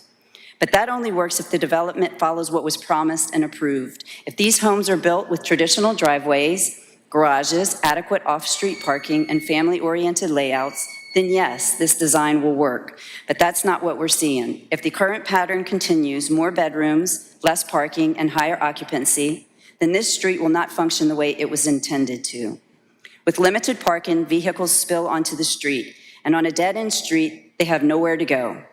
That creates congestion, that creates safety concerns. If you look at the aerial exhibit, you'll see how quickly that pressure builds along Phelps Street. So this is not just about honoring a past decision, it's about whether the development being built is compatible with that decision. And that depends entirely on whether what was promised is actually delivered. Because if it is, this works. If it isn't, it doesn't. This isn't just about today, it's about how this neighborhood functions over time. Residents are simply asking for alignment between what was promised, what was previously approved, and what is being built, and for a design that supports safe, realistic, long-term living conditions. I'm gonna need you to wrap it up. Thank you. Thank you. Thank you. Are there any other members that would like to speak? Thank you. Chairman, my name is Dick Harpootli, and I've lived in this neighborhood for 50 years, well, 51 years. Wheeler Hill, when I moved in, was being purchased. These were African-American homes, were being purchased by the university, and through intentional neglect, not fixing plumbing, electricity, it became vacant. It was the number one, I was an assistant solicitor at the time, the number one source of heroin in the city. We bought a house that backed up to that on Enery. Jenny Gross over here bought one on Watery, and we were considered urban pioneers because we were trying to gentrify what had turned into a just den of crime. In the process, the university ultimately went, Mayor Finley came in and did some amazing things with trying to redevelop this area, and he did. The City Tennis Center was put where Richland School District 1 wanted to put the new Columbia High School. It was downtown. None of y'all old enough to remember that, but building this neighborhood, there were meetings where we talked about the quality of the houses. There were meetings where we talked about how it would be a neighborhood where kids could ride their bikes. I now live on St. James, right up the street from Jenny, and kids ride their bikes on St. James. They ride their families with dogs, kids walk around. It's really a neighborhood. The stuff that's being built, has been built, is crap. It's ill-constructed. It's for student housing. It's not the highest and best use. It is the most profitable. It's the most profitable. He'll make more money off of that. Now, I do know that he promised to do certain things you've heard about. Sidewalks, bury the lines, take down the poles, do all sorts of things. I'm a lawyer, occasionally litigate cases. I think he's committed a breach of contract. I think that he has not lived up to what he promised. It's an oral contract, admittedly, but your staff incorporated a bunch of that in the original permission. So I'd ask you to turn this down and get a commitment from him to not sell, well, first of all, to meet the commitment he made to begin with, and that is bury the lines, give us sidewalks, make it a neighborhood-friendly environment. He promised that. Number two, by way of example, a house down the street from me came up for sale a few years ago. I bought it. I put all kinds of deed restrictions, one of them being not to be rented, period. And then I resold it. I actually made money on it. We need to have some control over what goes in this neighborhood. And look, I was 18 once. I lived in a house with 13 other people at Clemson. Somebody had the attic. Somebody had the old kitchen. I understand how that creates some camaraderie and a lot of fun, but this is not Animal House. This is a neighborhood with kids, young families. We're trying to build a place and have built a place where people want to raise their family. We've got great schools. The kids there go to A.C. Moore. My daughter did. They go to Han Middle School. My daughter did. They go to Dreer High School. My daughter did. It used to be the rule was student housing would not come across Pickens Street. They've changed that. So I'd ask you to deny or carry over what they want today. And let's sit down and have a long talk. I would call this not only a talk about adapting their plan and the ways they can do things that would satisfy everything. This is pre-litigation talk in my world. Because if we can't resolve it through some sort of discussion, then we'll resolve it in court. I have had some successes in my life litigating cases. I'm not litigating against you recently. But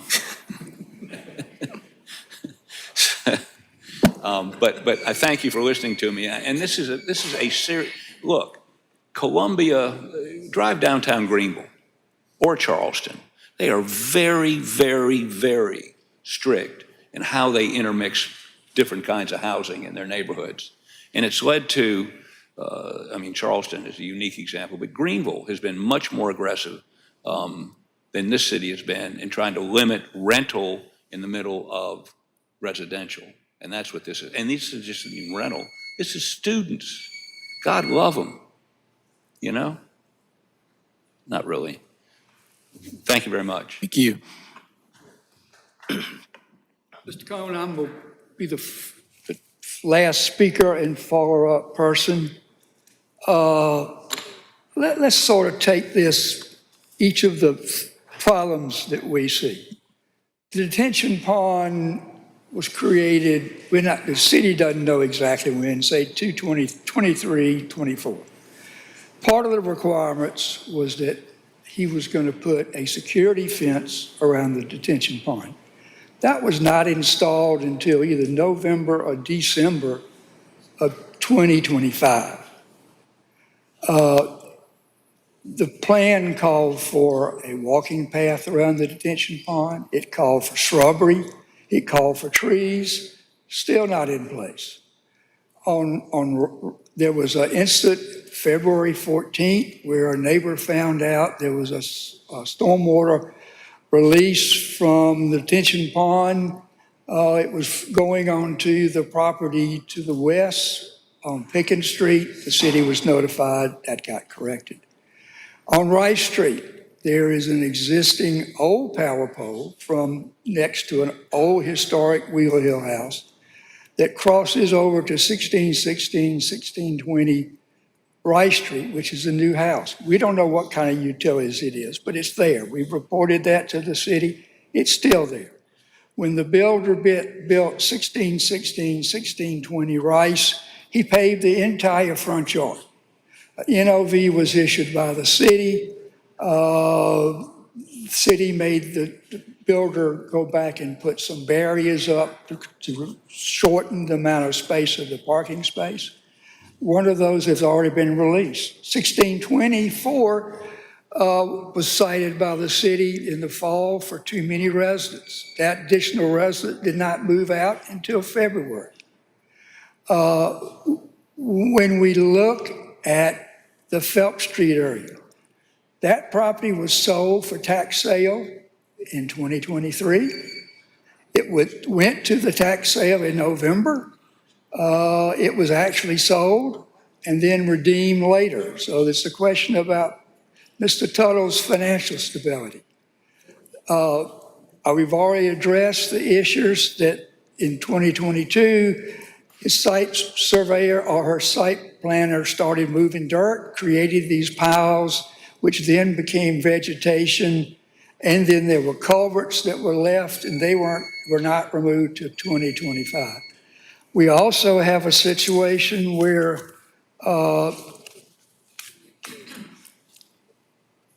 we have not approved having a collective mailbox on Phelps Street. We oppose the fact that they're not having a permanent wall to Phelps Street to Pickens. I mean, we're okay with a temporary one while construction's going on, but once that's over, we need a permanent thing. This is a prime example of a developer promising a whole bunch of stuff, not delivering, and now he wants us to believe he's going to be a good developer for the remaining 13 houses he's owned. There are 11, he's built 11 houses so far on Wheeler Hill. The lower part, 9 are owned by mom and dad and students. We've reached the point where we don't want him there anymore. We want somebody to finish this project, or in the alternative, we want the city to step in and make him, on a timely fashion, do what he said he was going to do on the detention pond, on the curb and gutter on Rice Street, on moving the dirt piles. I mean, it just goes on. We're sort of, you guys are our last hope. And if we're not successful with you, then, you know, we've lost that section of Wheeler Hill. Thank you. Thank you. While I was sitting here, I'm Howard Ham. I live up on Wheeler Hill. I think I had the 4th or 5th house up there. We used to have professors, and we used to have regular people and doctors, and we had a senator who's still up here. We had a man next door to me ran for governor. Dick, who ran? Sir, could you speak into the mic a little bit more, please? Who next door to me? Nelson Mullins. Get it. I forgot his name. You know, you get my age, you forget things. But the bottom line is that the project, the road to good intentions, it's a road paved to good intentions. And I'm sure that Dave Tuttle had every good intention when he built this, of building a very nice project. Unfortunately, the people he chose to build the houses didn't have the same desire that he had, and they haven't done what he's done. He had an architectural committee. You required that he have an architectural committee. His architectural committee has not met the standards that you might have expected. And so while I sat here listening to everything that was said, it was pretty clear that it's aesthetically out of balance with the community, and it's disharmonious, and it results in a clashing and chaotic and discordant result. And there is a solution, and it's a pretty simple solution. You amend whatever you did before, you add to whatever you did before, you allow the association to have equal membership on the Architectural Review Committee. Our problem has been with the housing, hadn't really been completely with David. David had good intentions. He wanted to build a nice neighborhood. I'm sure he wanted to have nice houses and have more doctors and lawyers and regular people and everything, but that isn't what happened. Amend the architectural requirement and allow the association to have equal membership in the architectural requirement so that the streets the sidewalks are properly put in, and the new builders have to do what they're supposed to do and what David had expected them to do. Pretty simple. Thank you. Thank you. Are there any other members? Yes, sir. My name is Alex Nettles. I live on the 1700 block of Phelps Street. I'll try to be quick.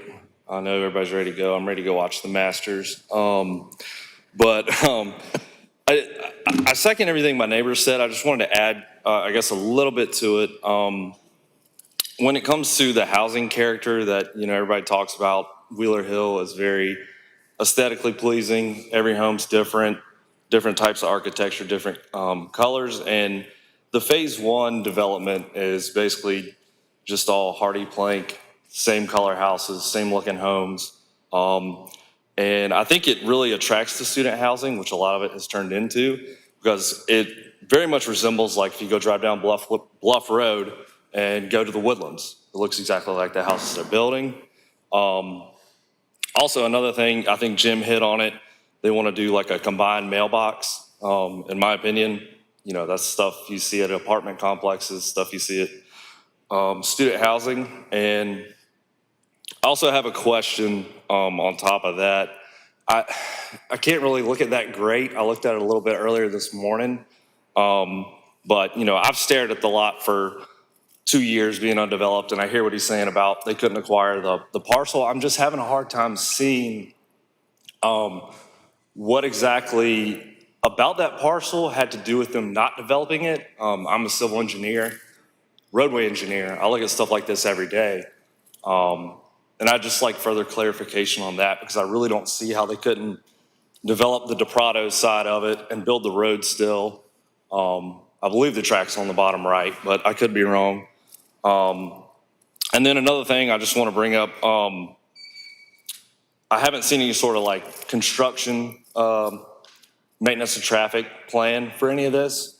I'd like to bring up the concern of, you know, having construction vehicles up and down Phelps Street while they're doing this. That'd just obviously be annoying, as anybody can understand.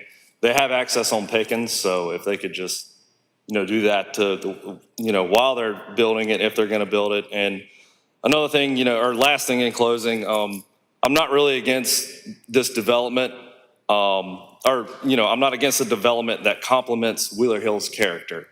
And, you know, as I mentioned, I'm just not for the development, a continuation of phase 1 development the way they did it the first time. So that's pretty much it. Thank you. Thank you. Any further comments from the public that are different from the ones we've heard? Before you hear from the applicant, I have one question. Is there an overlay here, or is that part of the? It looks like it's right on the edge of the Wales Garden. Okay, I was just looking at that, yeah. Okay, thank you. So it's outside of it, but adjacent. All right. Just for a general staff comment and clarification, there is no architectural guideline governing the product that's built there. Correct. Thank you.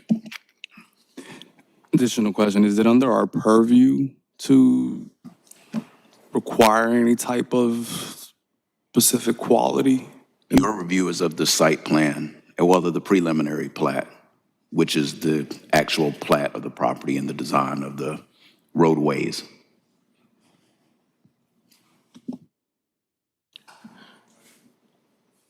Is the, would the applicant like to address any of the comments?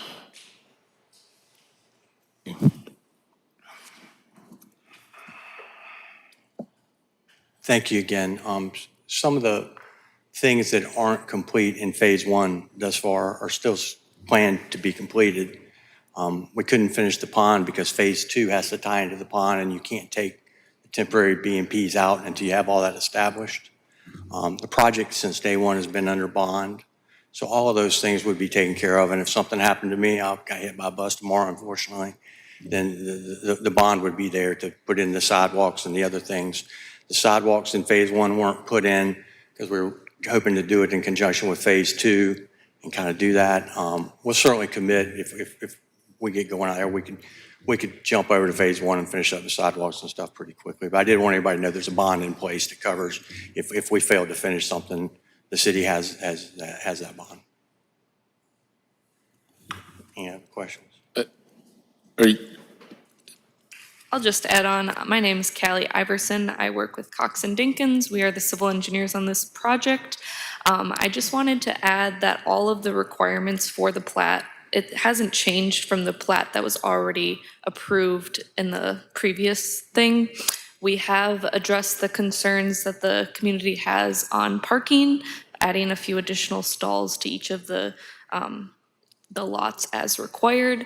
We also have addressed all of the concerns from the city on stormwater, all of the sidewalks and curbs and everything, that's all designed per city regulations. So I believe that some of the city or the community concerns that they're having, they're more with the design of the project and less with the plat that is currently on the docket. So.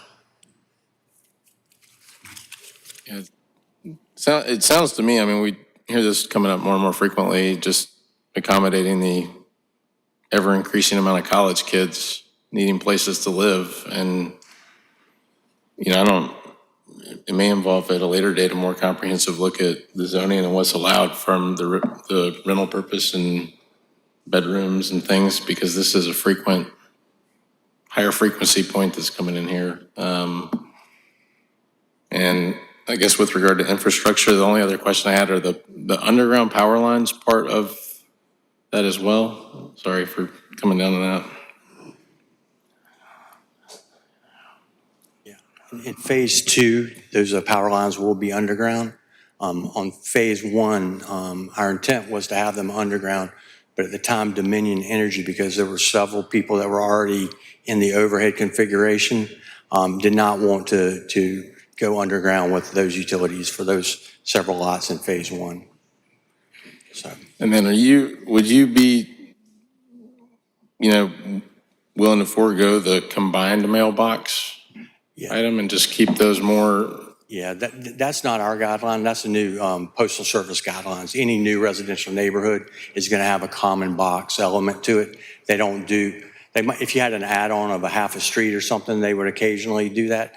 But in a new development like this, they require that cluster housing. Their deliveries are much more efficient, and that's the rationale behind it.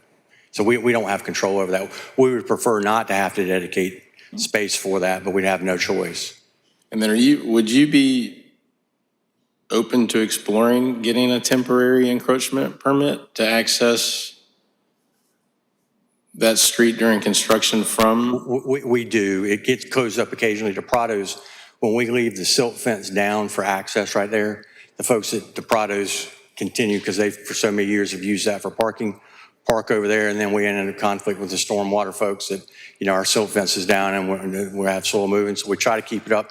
As we restarted the construction in phase 2, we'd have a regulated entrance with, the gravel and so forth you have to have at the roadway, et cetera. So yeah, we have no intention of trying to go all the way up top with dump trucks and stuff like that. That wouldn't be our intention.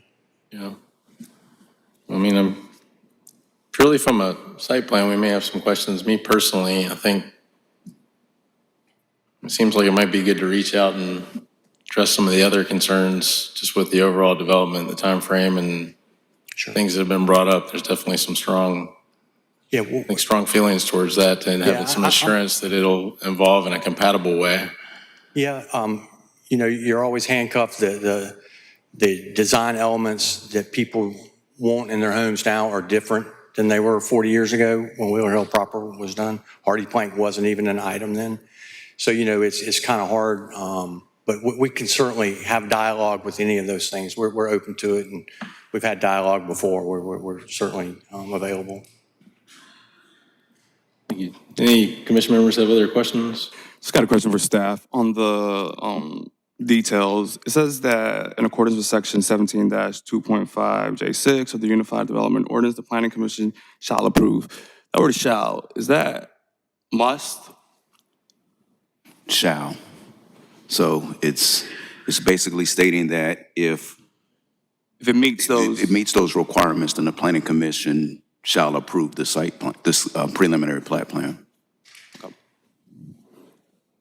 I think my only concern here is that I'm not sure that there's any contract here, but there does seem to be some type of alleged misrepresentation between what I'm seeing in 2020 and what is currently being built. And I would hate, we've been accused before of rubber stamping stuff, and would hate to just approve this simply because it checks all the boxes, but I don't know if there's any way, for us as a board to address this. And if we approve it, I'm not sure if there's anything that the neighborhood will be able to do going forward, but that's my only comment.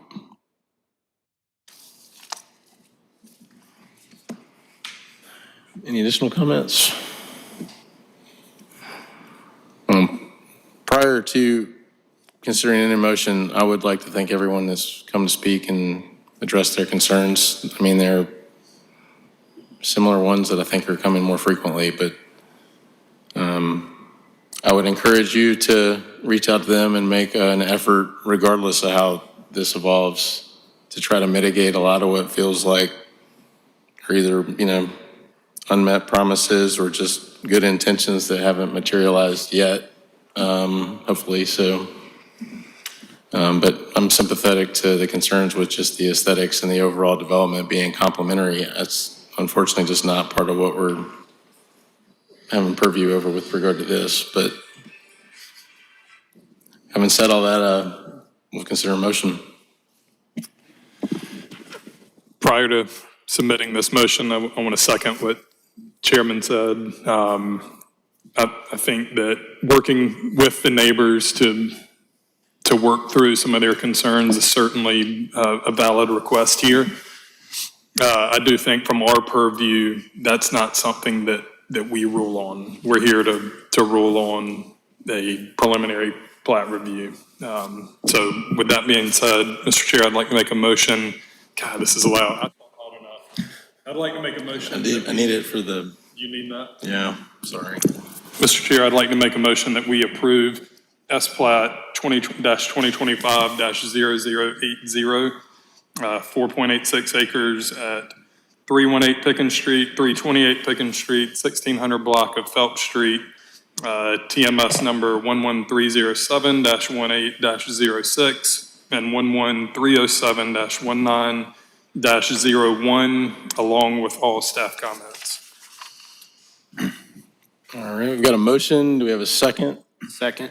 Got a motion and a second. All those in favor signify by saying aye. Aye. Any opposed? Nay. Can we do roll call? Mr. Brabham? Yes. Mr. Causey? Yes. Mr. Cook? Nay. Mr. Foster? Yes. Mr. Osorio? Nay. And Mr. Cohn? Yes. The motion passes 4-2.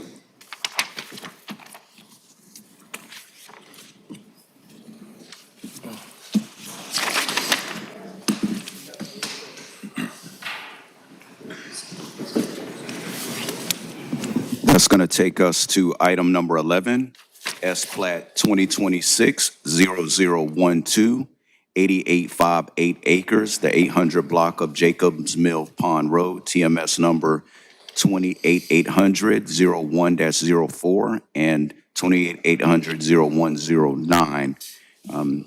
This 88.58 acre parcel is located in the 800 block of Jacobs Mill Pond Road, and the proposed subdivision will contain 44 single-family attached residences in a duplex configuration with an average lot size of 2,750 square feet. A large portion of the site will be preserved as open space, and sidewalks will be provided along both sides of the street. This project is located within the Wood Creek Farms Plan Development, and sketch plan approval is not required. And should the Planning Commission be inclined to grant approval of this site plan, staff would request that the commission grant approval subject to staff comments. And I believe the applicant is present and can go further into their case. Thank you. Is the applicant here?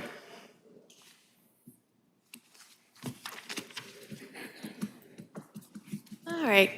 Good afternoon, everybody. Good to see y'all again. My name is Madison Pickrell. I'm with HVP3 Development. We are the applicant for this project. As Jonathan just said, we have a 44-unit duplex planned project. It backs up on one side, just to woods. Behind it is more woods, undevelopable area, and then on the left side is an apartment complex that's been there for probably as long as I've been alive. I'm not sure. And then up against the road, there's a commercial erosion control business in the little square block there. But yes, these are just going to be duplexes, and if y'all have any questions, I'm happy to answer. Thank you. Any commissioners have any questions of the applicant? The only comment I have is, in looking at the site plan, your first two units on the right, they're awfully close to the entrance. You know, and people backing out when people are coming in and out of that neighborhood could present an unsafe situation, but we can't really rule on that much detail, I don't think, but I would encourage you to consider maybe removing those two units and allowing a little more space, a little more throat length for proper maneuvering at that entrance. Because it Okay. is the only way in and out. Okay. There may also be room to shift, maybe even back for more driveway space, turnaround space. I don't know without the, topographical lines or anything, but definitely we can look into that.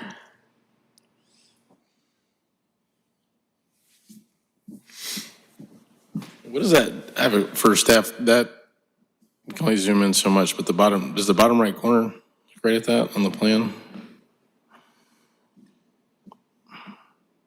I don't think we can zoom. I don't think we can zoom on the PowerPoint, sorry.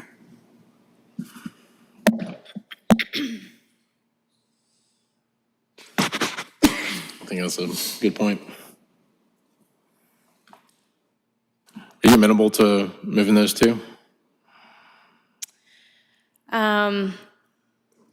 Yes, we could look into that. I would love to see if there's a way to preserve them, but like you said, make it so it's more feasible. We're a good ways off of the roadway there. I don't know if you're able to pull like a street view or anything, but I mean, I believe that's a state road, so it's a bigger right of way. There's more distance, I think, than the plat it's perceived as.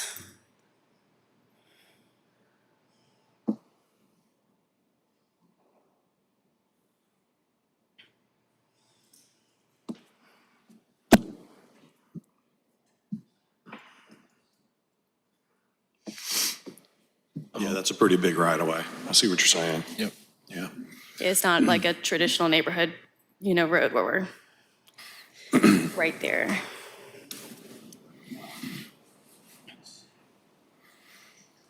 I was just thinking you could possibly tweak those two at the far end of that same row where it's in that pie shape. And, maybe gain a little bit more distance. The first two on the right off the main road. Yeah, and I'm saying if you can rotate or shift the two units that are, I can't see the numbers, but that are in the pie shape at the curve, you might be able to pick up a little bit of space Okay, we can look into those. to move all of it back away. I don't have a personal issue with the Units density. 33 and 34. Do what? I don't have any issue with the density personally. I think just if you can Yeah, maybe massage that a little bit to sure. that'd be We good. can talk to the engineer about it and see what they can do, because it looks like there might be room kind of in that curve. Maybe everything can shift back a little bit.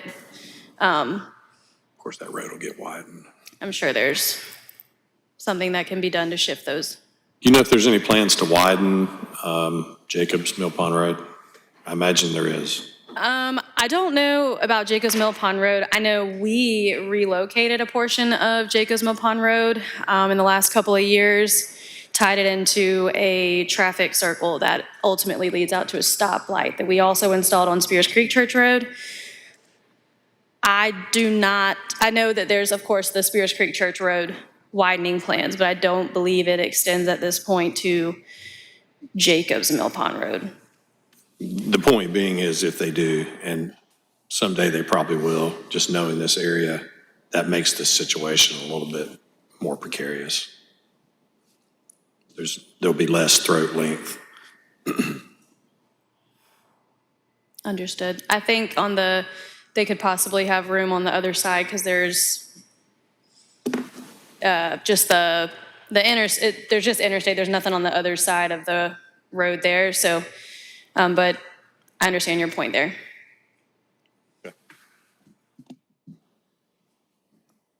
Question for staff, is this coming back? Is it over the threshold for us to look at it again? Wait, sorry. It will not come back. Okay. What are y'all doing with those open spaces? I mean, it's like, I didn't see a landscaping plan unless I missed it. Like, is it just So- gonna be a grass field or like? Like behind the subdivision or to the right? Yeah, like where it says open space with the arrows in both directions. Oh, Did it fall off there? yeah, there's a ravine kind of at the back, old sewer lines that go back there that have serviced those apartments forever. So we stopped the project in an effort to not go back to that portion of the site. And even further back, there's a large detention pond, but that land back there, we have not seen as being developable parcels. Just if you were able to see the larger map, you would see that the terrain gets very steep, and there's the creek that runs through there. You can see the shaded part up in the drawing there, but it extends further back. So that's why the neighborhood that you can see that's already developed ended where it ended. So it's just gonna like stay trees. Yes. A very large chunk of it's in a conservation easement as well. So it will just stay wooded.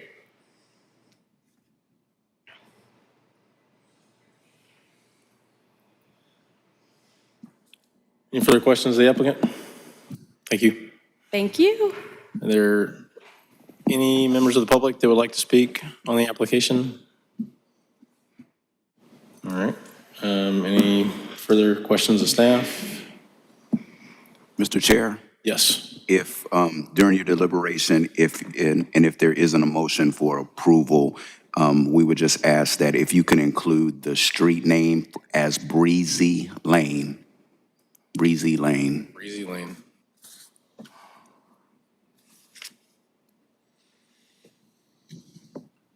You got that?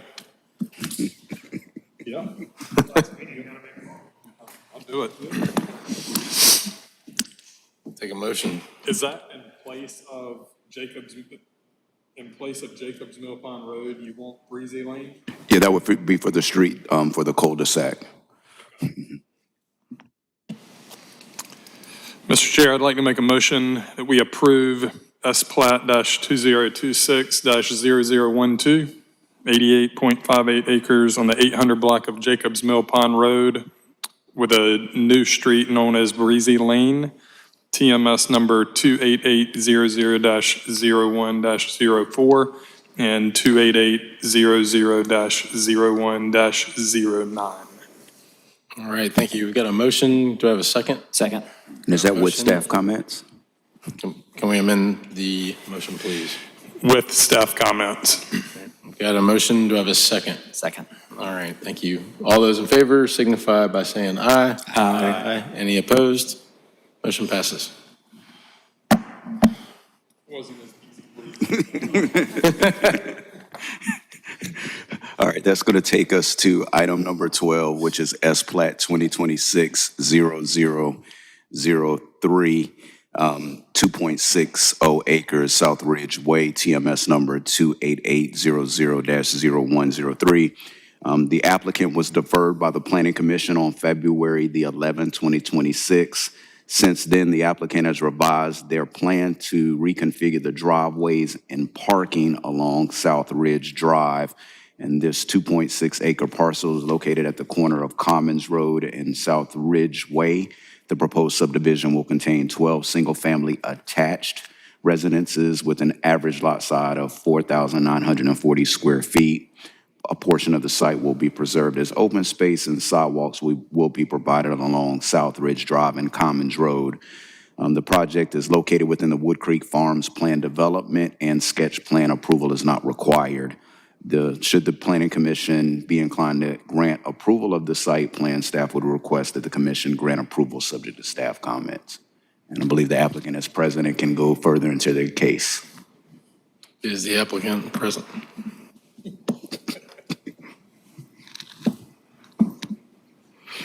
Hello again. My name is Madison Pickrell, and I'm with HVP3 Development, and this is the Southridge duplexes. We brought this before y'all last month, and we're deferred based on a safety concern. We brought it back to our engineers, and we have revised our sketch plan to allow for, when you pull out of your house, you will be entering the main road forward. There will not be a necessary need for backing out into the street. And we are looking for your approval, and we thank you for your time on this one again.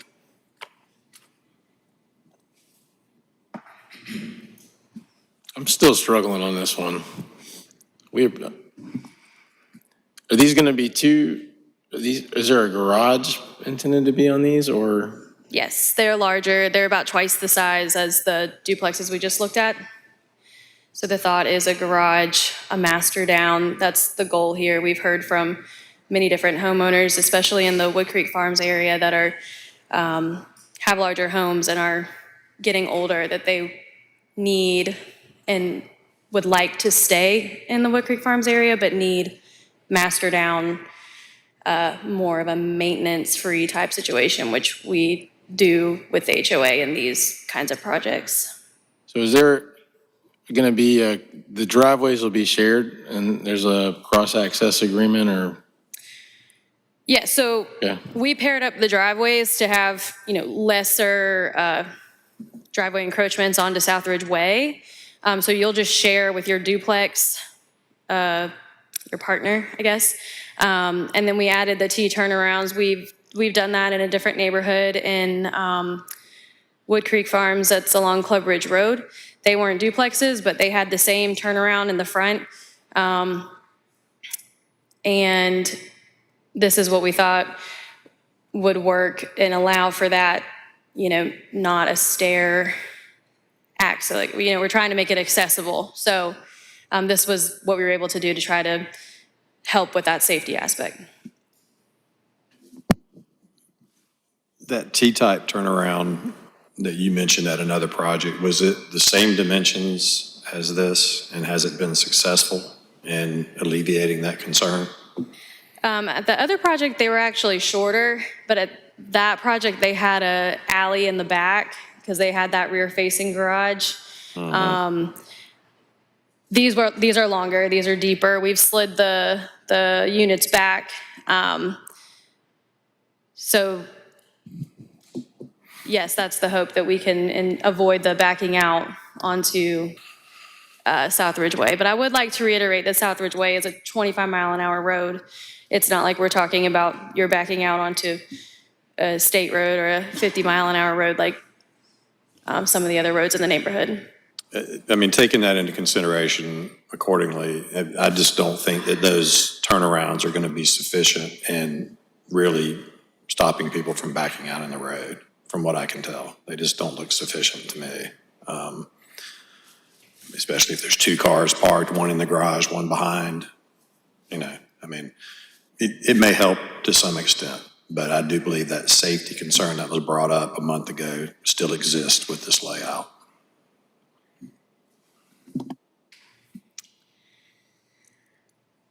Well, You currently have an approved we do, plat. yes, smaller From unit. August. But once again, it just wasn't as accessible. And our goal here was to, after our last deferral, we heard from multiple community members. They were upset that, they can't find, there was another townhome project built in Wood Creek Farms recently, and most of the masters are up. It's stairway to get in, and they can't do that. And so they were upset to hear that, that was being taken away from them, but we assured them we were going to bring it back. We're going to continue to try. I believe there is enough space where you can have your cars in your garage, you can back out, you can pull out forward. Once again, it's a 25-mile-an-hour road. It's not a very long road. And I actually believe that once the units are there, the site distance will open up significantly along that corner, because currently you can see there is a bend before you get to the next intersection. And I believe that was a concern last time too, about like a blind spot in the curve. But I actually think that we're helping that situation here. Are there any speed bumps on that road? Currently not. It was something we mentioned the last time, though, if that was a want. In the spirit of compromise, you might be open to the idea of providing one. Yeah, we would have no issue providing speed bumps. I personally haven't gone through that process. It is a city road, so I would assume it would require some sort of like streets approval, but we would do that for the city. And just so we're clear, I'm looking at this, I've driven that road, but I'm just looking at the map. That road services 45 homes, so it's not a real high traffic. I mean, would you consider it a high traffic area? No, I don't. It services Southridge. It services the Ridge. But otherwise, everybody's going to use the main entrance. The main entrance is where the stoplight is. And I think majority of people that live in Wood Creek Farms, of course, the bridge is out right now, so we're under like special circumstances, but they enter Wood Creek Farms through the main entrance. A lot of people get off the interstate, enter Wood Creek Farms at Liberty Ridge Drive at the stoplight, and they take the frontage road, and it brings you in the backside of Wood Creek. And if you're coming from the other direction, you can enter off of Two Notch, or you can also enter off of Spears Creek further down. So no, this is not a very heavily traveled road. Do you know when the bridge is supposed to be restored? I've been being told September. And what is your construction timeline? We still have to go through engineering on this. I would say if we left here with an approval today, it would probably take our engineer 2 months, 3 months to get it engineered. It would probably take the city 3 to 5 months to get all approvals back and forth. So I mean, we're talking past September. Before you'd be done? Well, then we would still have to get started and build it. So I mean, this is not a project that I would see us being able to sell the lots in 2026. Like potentially commencing construction in 2027 and finishing after that? Because we would have to go through stormwater for this water, sewer, DHEC, driveway permits. In theory, that all should be after the bridge is hopefully done. Right. And I think the bridge has a very high priority amongst the City of Columbia Streets Department.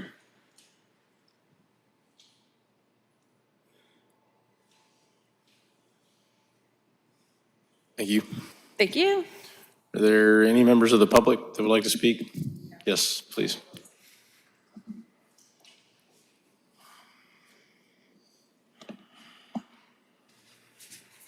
Hey, good. Well, it's evening now. Kevin Lundy. I'm a member of the Wood Creek Farms Homeowners Association Board of Directors. We have several Wood Creek Farms residents here today to speak about this proposed development. So when we alerted the Wood Creek Farms residents that this project was again on the Planning Commission agenda and directed them to the details, we quickly received feedback that residents continued to have safety concerns, particularly about the driveways emptying out to Southridge Way. We decided to share those concerns with the Planning Commission in the form of a letter that you guys received yesterday. The letter shares what we've heard from our residents, together with what we heard in the February 12th Planning Commission meeting that several of us attended. And in addition, in order to get a better feel of the homeowner sentiment about the project, we published a one-question survey through our HOA portal, asking residents whether they supported or not the project moving forward as proposed here.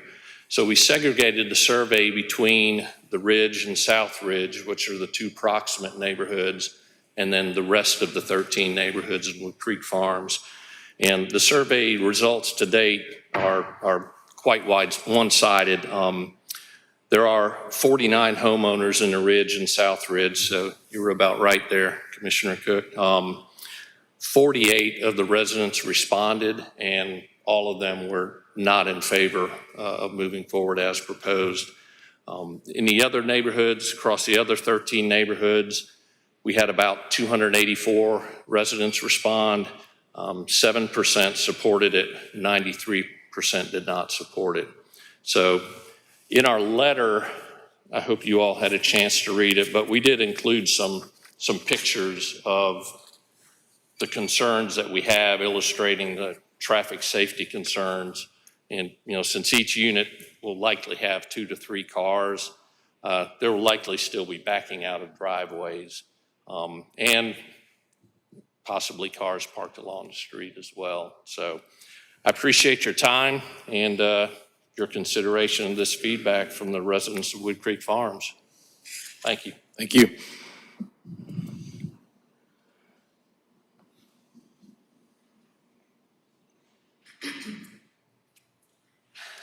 Good afternoon. My name is Clayton Beck, and I'm a resident of the Wood Creek Farms, and I live in the South Ridge neighborhood, so pretty close to that project. And as you all recall, back at the February meeting, at the Planning Commission meeting, this project was deferred due to serious safety issues. As the initial proposal called for 12 new duplex units with 12 new basically driveways to empty out onto Southridge Way. As we stand here today, in our view, nothing has really changed, okay? We still have a proposal that calls for 12 new driveways that empty out into Southridge Way.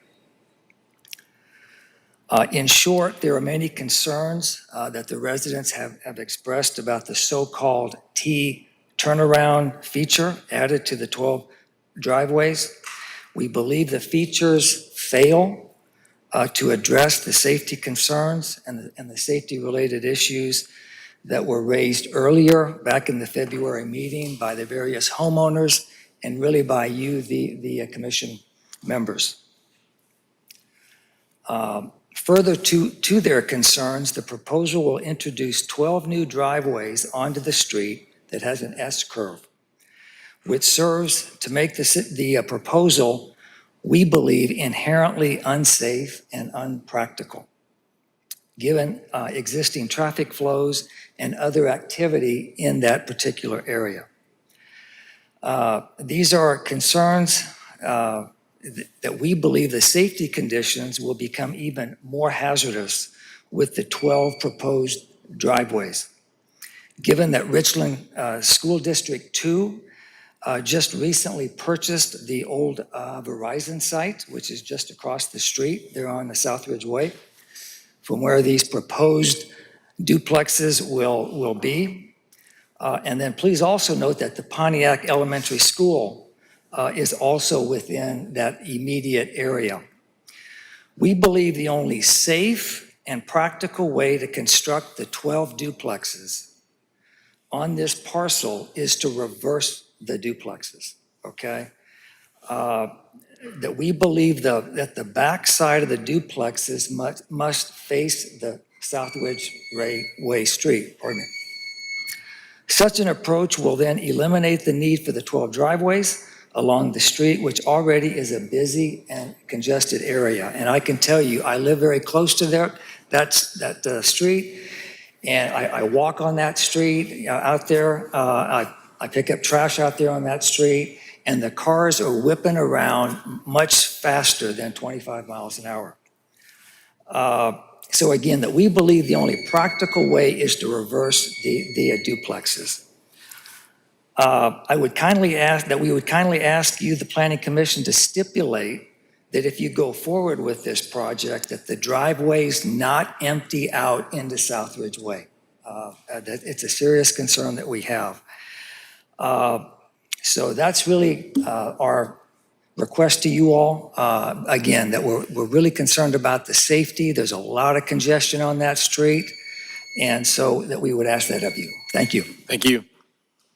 So I would just ask in the essence of time, I think we had a lot of feedback on this the first time, and if we could all try to adhere to the 2 minutes, I want to make sure everybody has the opportunity to be heard, but I think we got the message. My name is Morris Goins. I currently live in the Ridge in Wood Creek Farms. There are 18 properties in the Ridge, 14 homes there. We have sent additional emails. When you look at South Ridge Way, the concern is really a safety issue, not the construction, but it really is the safety. With those 12 duplexes and those driveways coming out on the South Ridge Way, once you place your trash cans on South Ridge Way and people are parking on that road now turns into a one-lane road, not two. We have staged, and you'll see in the photos that once those trash cans are on that road, the inbound traffic, if you will, has to stop and let outbound traffic depart before they can come around. Not only is that a concern, but when you look at the old Verizon building, their service entrance is off of South Ridge Way. So all of that traffic that provides whatever requirements they have for that building comes in and out of South Ridge Way, and it's an S-turn. Now it's going to be competing with the driveways coming off of those duplexes. When it comes to traffic pattern, currently the bridge or the causeway on Northwood Wood Creek Farms is out. The city has said that road sees between 4,300 vehicles to 4,500 vehicles. Currently, South Ridge Way has reduced traffic patterns because of two reasons. One, with that bridge being out, people do not like being on Spears Creek Church Road, so they go out the back way. They come down past the ridge, they go out South Ridge Way, turn left on Commons to bypass that Spears Creek Church Road. That's one. Two, when you leave the elementary school, they make you turn right because of traffic flow. And then that traffic comes down South Ridge Way. Again, that currently is not taking place because of the causeway being out. Thank you for your time. Thank you.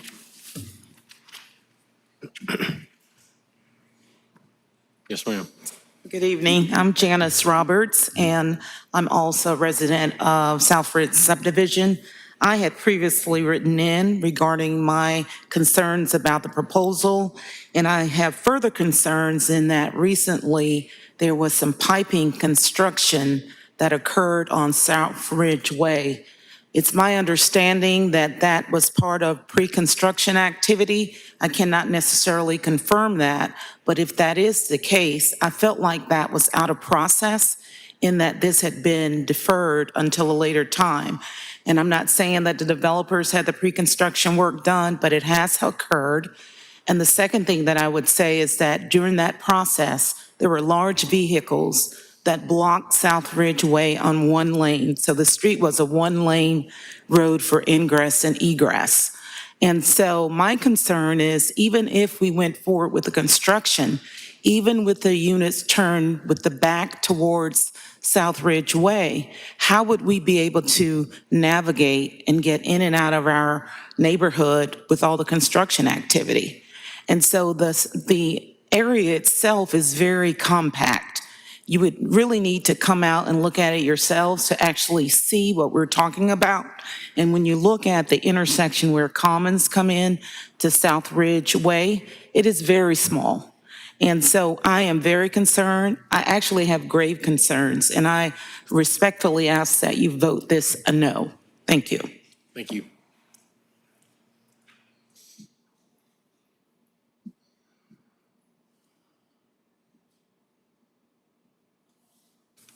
Good evening.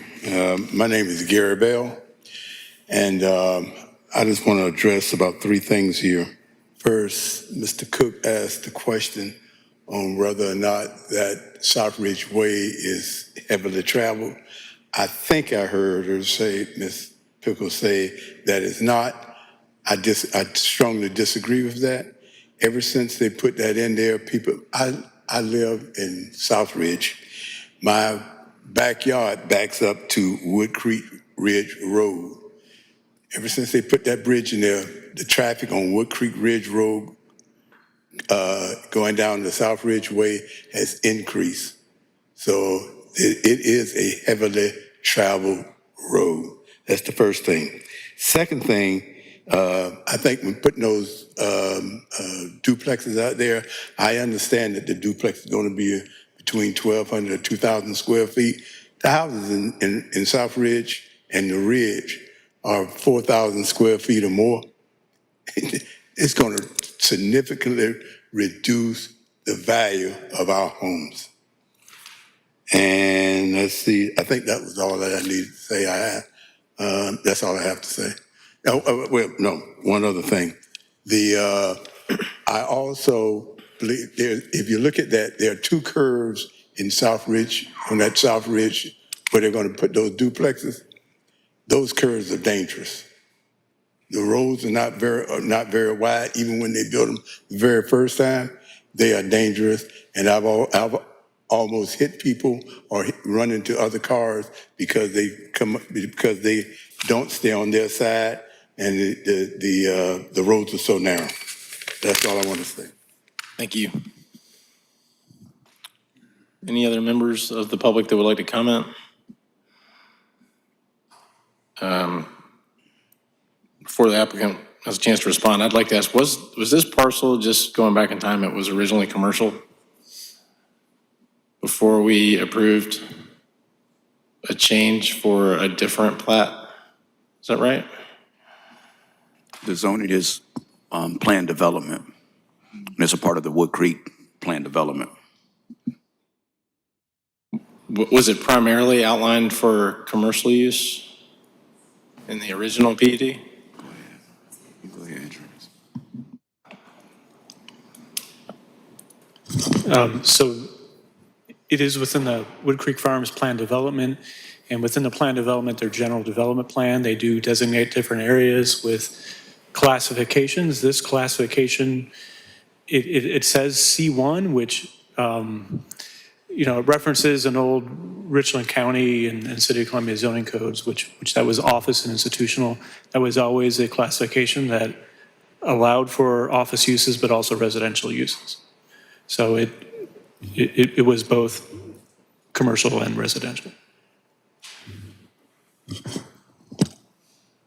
All right. Would the applicant like to respond?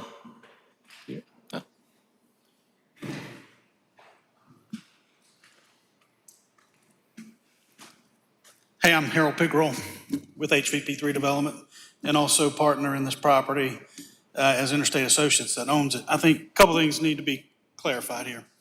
Number one, the road was built to city standards. The width of the road is at the directive of the city. So it's built the width it's supposed to be built at. No, we did not put the gas line in. That's Dominion. We have nothing to do with that. So there was no pre-construction development.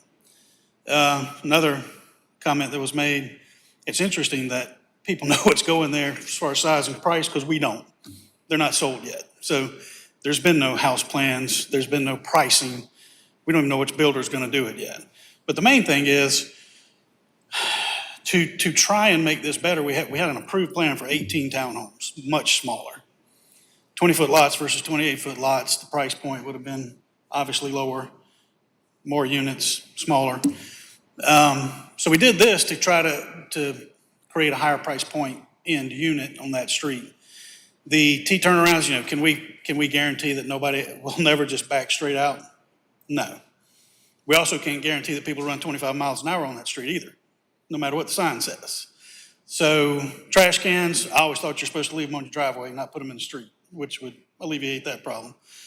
So I don't, basically our choice would be to go back to the old plan that's approved, put the townhomes in there.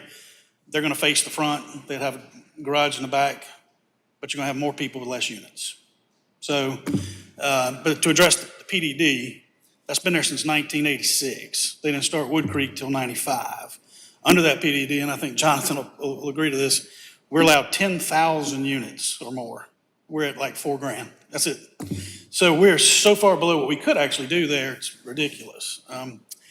So I know it may not be what everybody wants, but I think we have the right to put it there. And I do think we've addressed the safety issue. Hopefully you'll see it that way, but that's up to y'all. Thank you. Just a quick question. Is there any way to, as someone mentioned, I guess, do it to where the back of the houses are facing Southway? I guess what's the... Yeah, I guess the question is, if the original plan that was approved, if you wanted to make them larger, could you have just made the units larger to reduce the number and still kept it off the rear.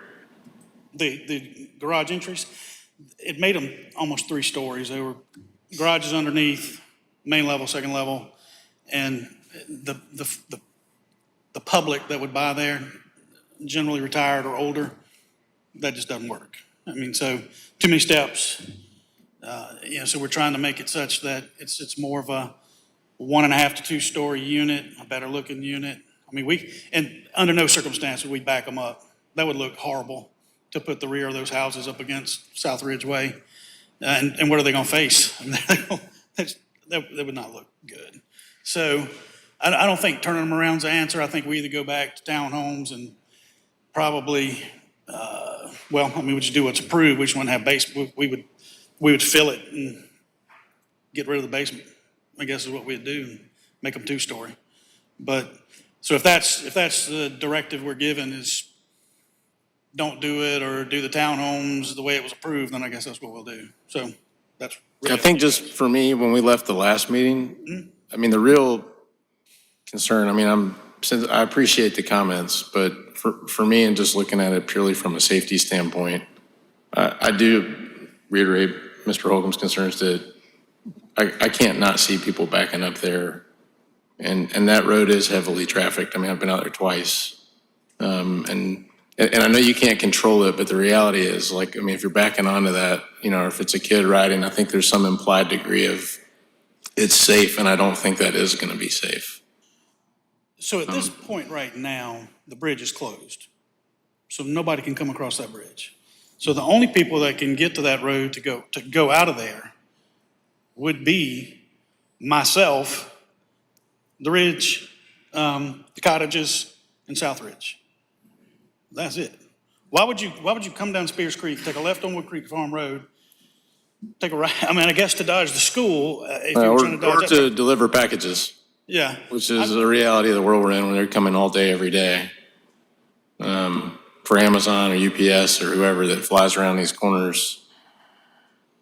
I think we approved originally a great plan that y'all presented, and then we left the meeting last time, I think under the expectation that what would be coming back was maybe not really just a alteration that presents the same way, which is why we deferred that. And it would really, while we appreciate everybody's comments, it really was purely based on the safety concern out there. I mean, those are two it's a high-traveled road with turns that I don't think you can fully appreciate the visibility for if you're backing up. Well, I would also agree with what Madison said, which is the visibility would be better. Obviously, it's going to be clear. There won't be a tree in front of that. Those houses, just street trees, but not trees that would block your view. So I think the curves would not be an issue. If I cannot tell you they would not back out in the street. That's a fact. I mean, you can put the turnarounds in. Hopefully they use them. You can't guarantee that. So if that's still an issue, then it's still an issue, and we'll have to revisit the old plan and just go do it, I guess. But just understand, it is not quite the same caliber of product, so.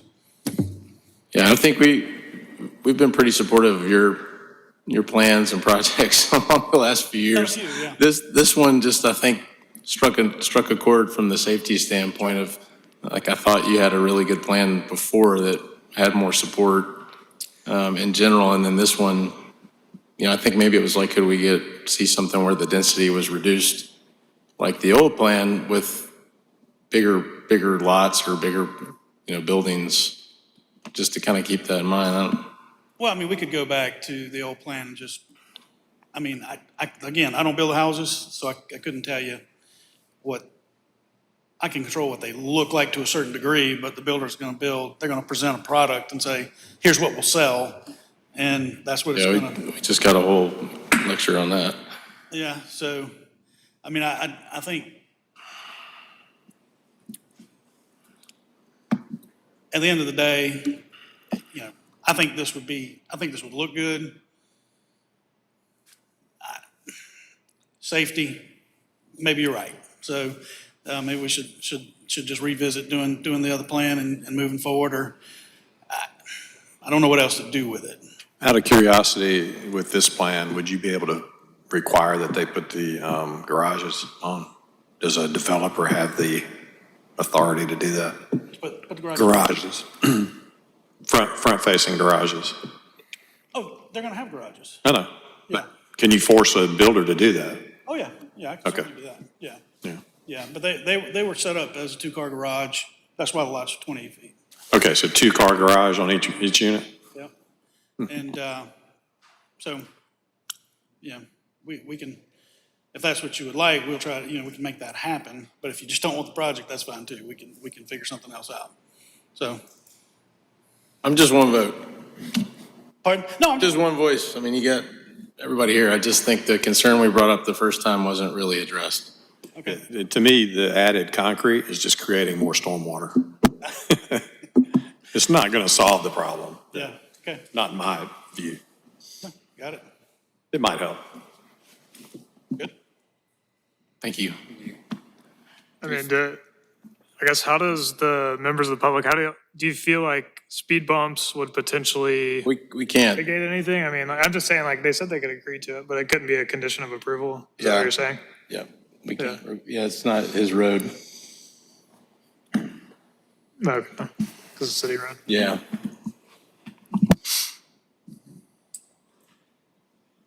I think the public has input when you start proposing speed humps.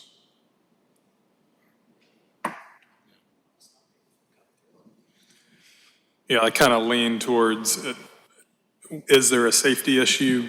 Maybe, but is that burden on the developer wholly? I don't think, if they're meeting future land use, it kind of is what it is. It's not on them to make sure that people are adhering to a speed limit or who's traveling that road. I just wonder if it was a dentist office or a daycare, Yeah. would it be a more intensive use than people who are going to leave their house at 9 a.m. and come back at 5 o'clock? Just I said it early on, I think this property might be better suited for neighborhood commercial with one entrance, but there's a lot that goes into that, and I understand Mr. Pickerel's not a commercial developer, to my knowledge, but it's clear the neighborhood and the neighbors do not think this is appropriate development here for various reasons. I think there's a better use for this property, but it's just my opinion. Yeah, and I realize that we can't control what people do, but I mean, to a certain extent, if, the design can encourage them or I guess block them from, or make it difficult for them from backing out. But my biggest hesitation just is somebody buying this home and, now they're backing out into that street. And, if it could have been prevented, I think here is where we would be able to do that. Any further comments? All right, take a motion. We've closed. Is it adding to the same comments we've heard? Okay.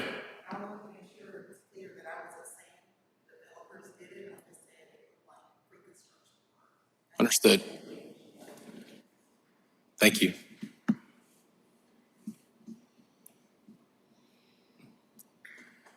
You might want to make a run. Add a motion, out of here. I guess I'll keep with the trend. Mr. Chair, I would like to make a motion that we approve SPLAT -2026-0003, 2.6 acres on South Ridge Way, TMS number 28800-01-03, inclusive of any and all staff comments.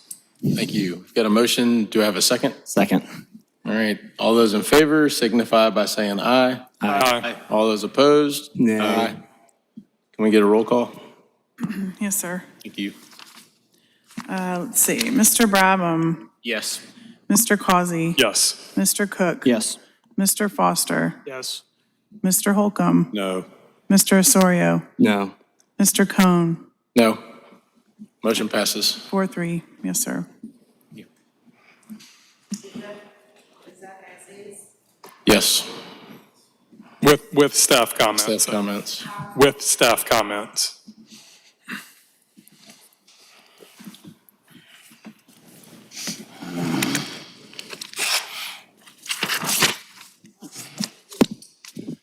That's going to take us to S-Plan 2022-0020 at 700 Gervais Street and 1100 Wayne Street. TMS number 08916-11-02 and 08916-11-04A. This project was approved by the Planning Commission on January 12th, 2023. The project is moving forward. However, the applicant failed to submit permit applications prior to the approved site plan expiring. In accordance with Article 11, vested rights, Section 629, 1530 of the South Carolina State Code and Section 17-1.9C, vested rights of the City of Columbia Unified Development Ordinance. Planning Commission approval of the site plan expired on January the 11th, 2025. The applicant is requesting approval of the site plan, which will vest the project for an additional 2 years in accordance with Section 17-25I6 of the UDO. The Planning Commission shall approve a major site plan upon the finding that the proposed major site plan demonstrates all of the following standards are met. Number one, the proposed uses are allowed in the zoning district in accordance with Article 4 use regulations. Number two, development and uses in the site plan comply with Article 4 use regulations. Number three, the development proposed in the site plan and its general layout and design comply with all applicable standards in Article 5 development standards. Number four, the development proposed in the site plan and its general layout and design comply with all applicable standards in Article 6 land development subdivision standards. And number five, the proposed development in the site plan is consistent with all other applicable standards of this ordinance and code of ordinances. Staff has reviewed the major site plan application and has determined the standards of Section 17-25I6 of the UDO are met. Should the commission be inclined to grant approval of the site plan, staff would request that the commission grant approval with staff comments. The previous details, the proposed construction of 2 hotels, a multifamily apartment building, and a proposed parking structure on 11.9 acres bounded by Gervais Street, Wayne Street, Gadsden Street, and Pendleton Street. The 2 hotels, Hyatt Centric and Hyatt House, located near Pendleton Street, will contain 204,000 square feet and 301 guest rooms. The hotel will be 11 stories in height and with 2 floors of underground parking. The 5-story apartment building located at the corner of Wayne Street and Pendleton Street will contain 187,000 square feet, 183 apartments, and a parking garage. Vehicular access through the site will be through 2 existing curb cuts along Gervais Street, ingress only, access along Wayne Street, and parking garage access from Pendleton Street. The applicant has provided a plan that demonstrates pedestrian and bicycle circulation throughout the site. Off-street vehicular parking will be provided with existing surface parking, new surface parking, and parking garages. Although there is no minimum parking requirement, the project will contain a total of 749 parking spaces to accommodate the existing and proposed development. In addition to vehicular parking spaces, 67 short-term and 87 long-term bicycle parking spaces will be provided. The applicant has provided a traffic impact study that has been reviewed and approved by traffic engineering. And I believe that's the case from a staff perspective. The applicant is present and can go further into detail.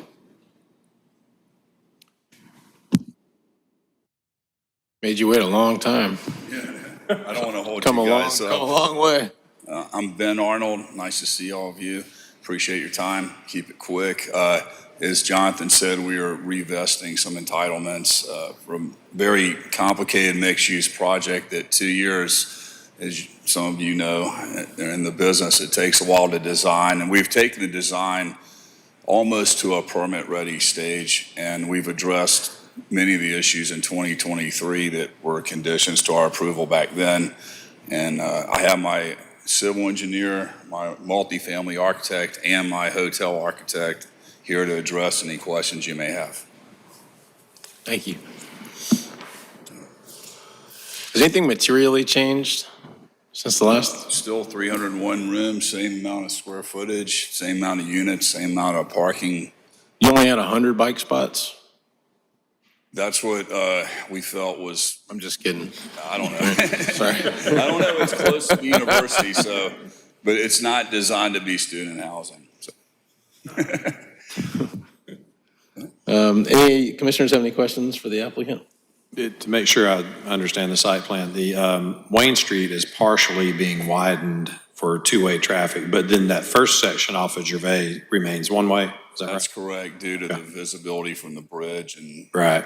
requirements, but it is two-way once you get to our office building entrance. Okay. And we're gonna tie into where the university left off, on, I guess that's Pendleton. Yeah, the new parking area there. New sidewalk on the north side, or on the east side of Wayne, right? Correct. Okay. East side. Very good. I did have a question. I'm not an arborist or a landscape architect, but I was looking at the landscaping plan and I saw a couple that were non-native and maybe invasive. I don't want to misspeak, but I got bored last night, so I was looking at it. But I saw like, as the Chinese elm, the sawtooth oak, miscanthus, and burning bush were on like a South Carolina list of non-native invasive plants. So I was just wondering if that was going to be looked at again before it gets approved. Yes, that'll be looked at during permitting. Okay. So Apologize. the city forester will catch that at that Landscape time. Architect here. Okay. I did fly in the architect from California though.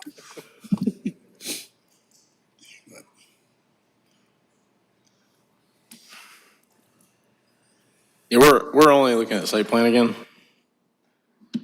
This does go back through DDRC for much more scrutiny than we would think do outside of this.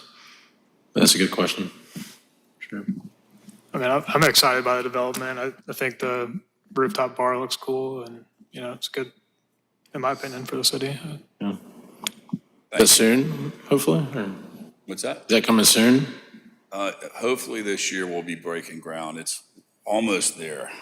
I know the media, they're waiting for is it going or not? Probability's high. I'll just leave it at that. Yeah. Before I step in it again. Thank you. Does anyone have any further questions for the applicant or staff? All right. Take a motion. Mr. Chair, I move that we approve the request for major site plan. Sorry, I'm sorry. We need to go through the public comment period. I'm sorry. Is there anyone from the public that wishes to speak regarding the application? I totally missed that. All right. Thank you.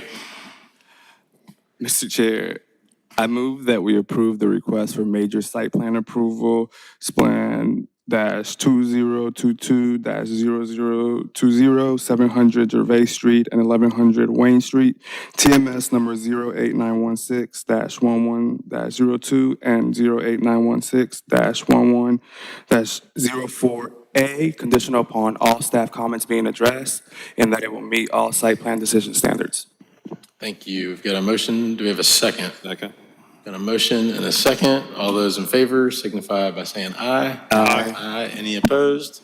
Motion passes. Thank you. Hallelujah. So I gotta ask, do we have any other business? I hope not. Anyone? All right, take a motion to adjourn. Okay. Mr. Chair, I recommend we adjourn. Got a motion and a second? Second. All right, all those in favor? Aye. Done. It's been real, people. I don't think we've had one of those.